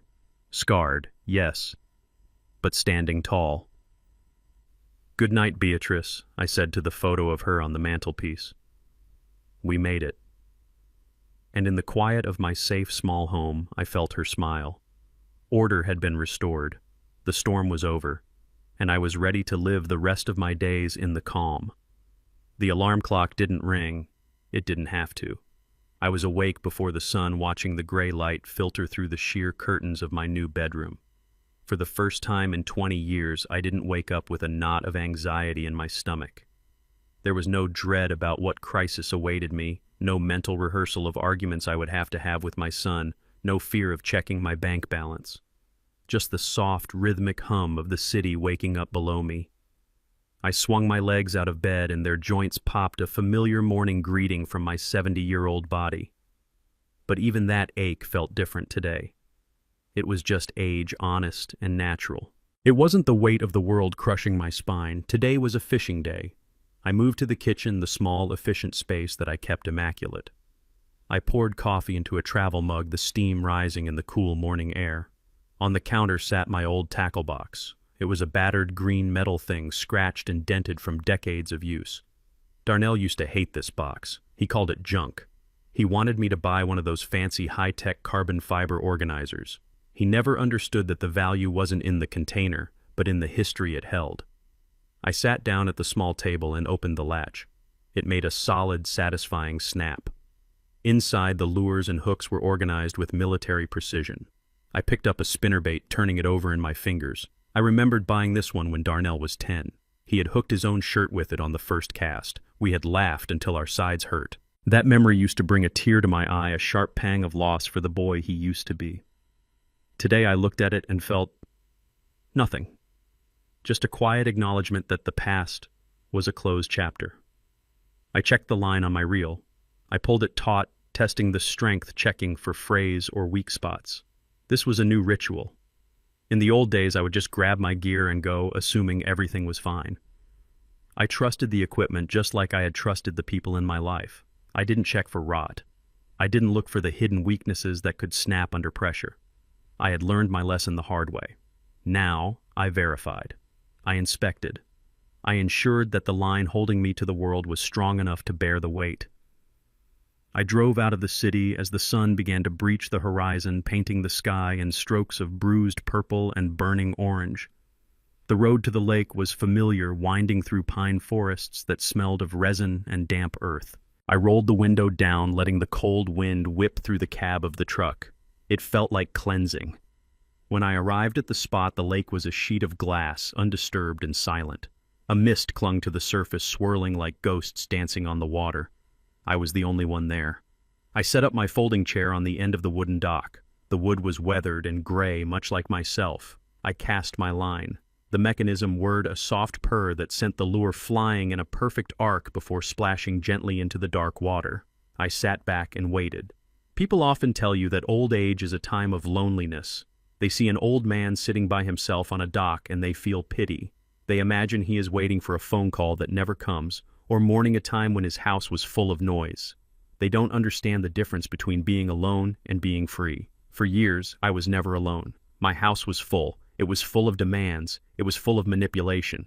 It was full of a son who looked at me and saw an ATM, and a woman who looked at me and saw an obstacle. I was surrounded by people, yet I had never been more isolated. I couldn't speak my truth. I couldn't protect my dignity. I was a prisoner in my own home, holding my breath, walking on eggshells to avoid the next explosion. Now sitting here in the silence, I took a deep breath. I filled my lungs until they ached. The air tasted of pine needles and cold water. It tasted of peace. I thought about Darnell. The image of him in the orange jumpsuit flashed in my mind. It didn't bring the sharp stab of guilt anymore. I wondered if he was awake. I wondered if he was finally learning that actions have consequences. I hoped he was. But I also accepted that he might not. And for the first time I realized that his outcome was not my burden to carry.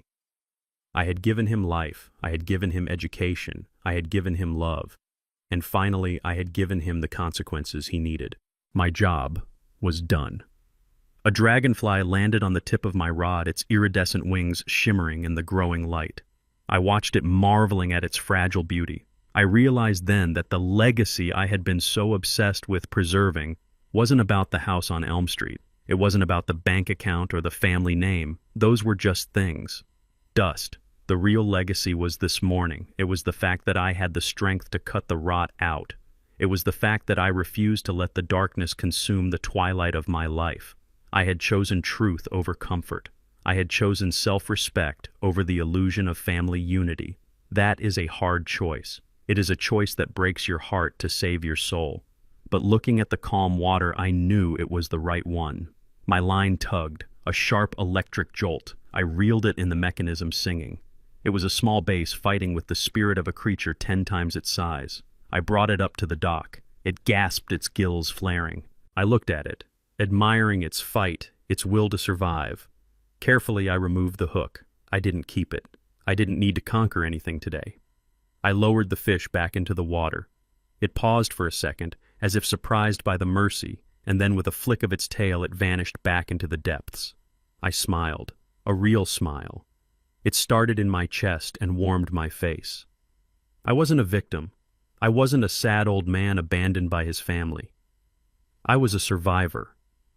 I was a captain who had steered his ship through a hurricane and found a quiet harbor. I packed up my gear slowly, enjoying the ritual of putting everything back in its place. The sun was high now, warming the back of my neck. I picked up the tackle box. It felt lighter than before. Walking back to the truck, I saw a young family arriving at the picnic area. A father was trying to untangle a fishing line for his little boy. The boy was impatient, tugging and whining. The father looked frustrated. 30 years ago, I would have stopped. I would have offered advice. I would have seen myself in them. Today, I just nodded a polite greeting and kept walking. That was their journey. I had walked mine. I got into my truck and started the engine. The radio came on, playing a classic blues song. I tapped my fingers on the steering wheel. I was going to drive back to my quiet apartment. I was going to make a sandwich. I was going to read a book. And next week, I was going to meet the students from the scholarship fund. I had children. They just didn't share my DNA. They shared my values. They shared my respect for hard work. And that was enough. I looked in the rearview mirror. I saw an old man with white hair and wrinkles, but his eyes were clear. There was no fear in them. "You made it, Gus," I said aloud. "You made it." I put the truck in gear and drove away from the lake, leaving the ghosts behind in the mist. The road ahead was open, and for the first time in a long time, I was excited to see where it led. They say blood is thicker than water, but sometimes blood can be toxic. I spent 70 years building a legacy, not realizing the termites were breeding right in my living room. My son mistook my silence for senility and my kindness for weakness. He forgot that the hand that fed him also knew how to lock the door. Trust isn't a birthright, it's a rental agreement. Stop paying the rent of respect and you get evicted. I didn't lose a son, I lost a parasite. And for the first time in years, I can finally breathe. If this story resonated with you, or if you've ever had to make a tough choice to protect your own peace, please hit that like button and subscribe to the channel. It really helps us share more stories like this one. And I want to hear from you in the comments. Have you ever had to cut a toxic family member out of your life? How did you find the strength to do it? Let's talk about it. Thanks for listening, and until next time, protect your peace.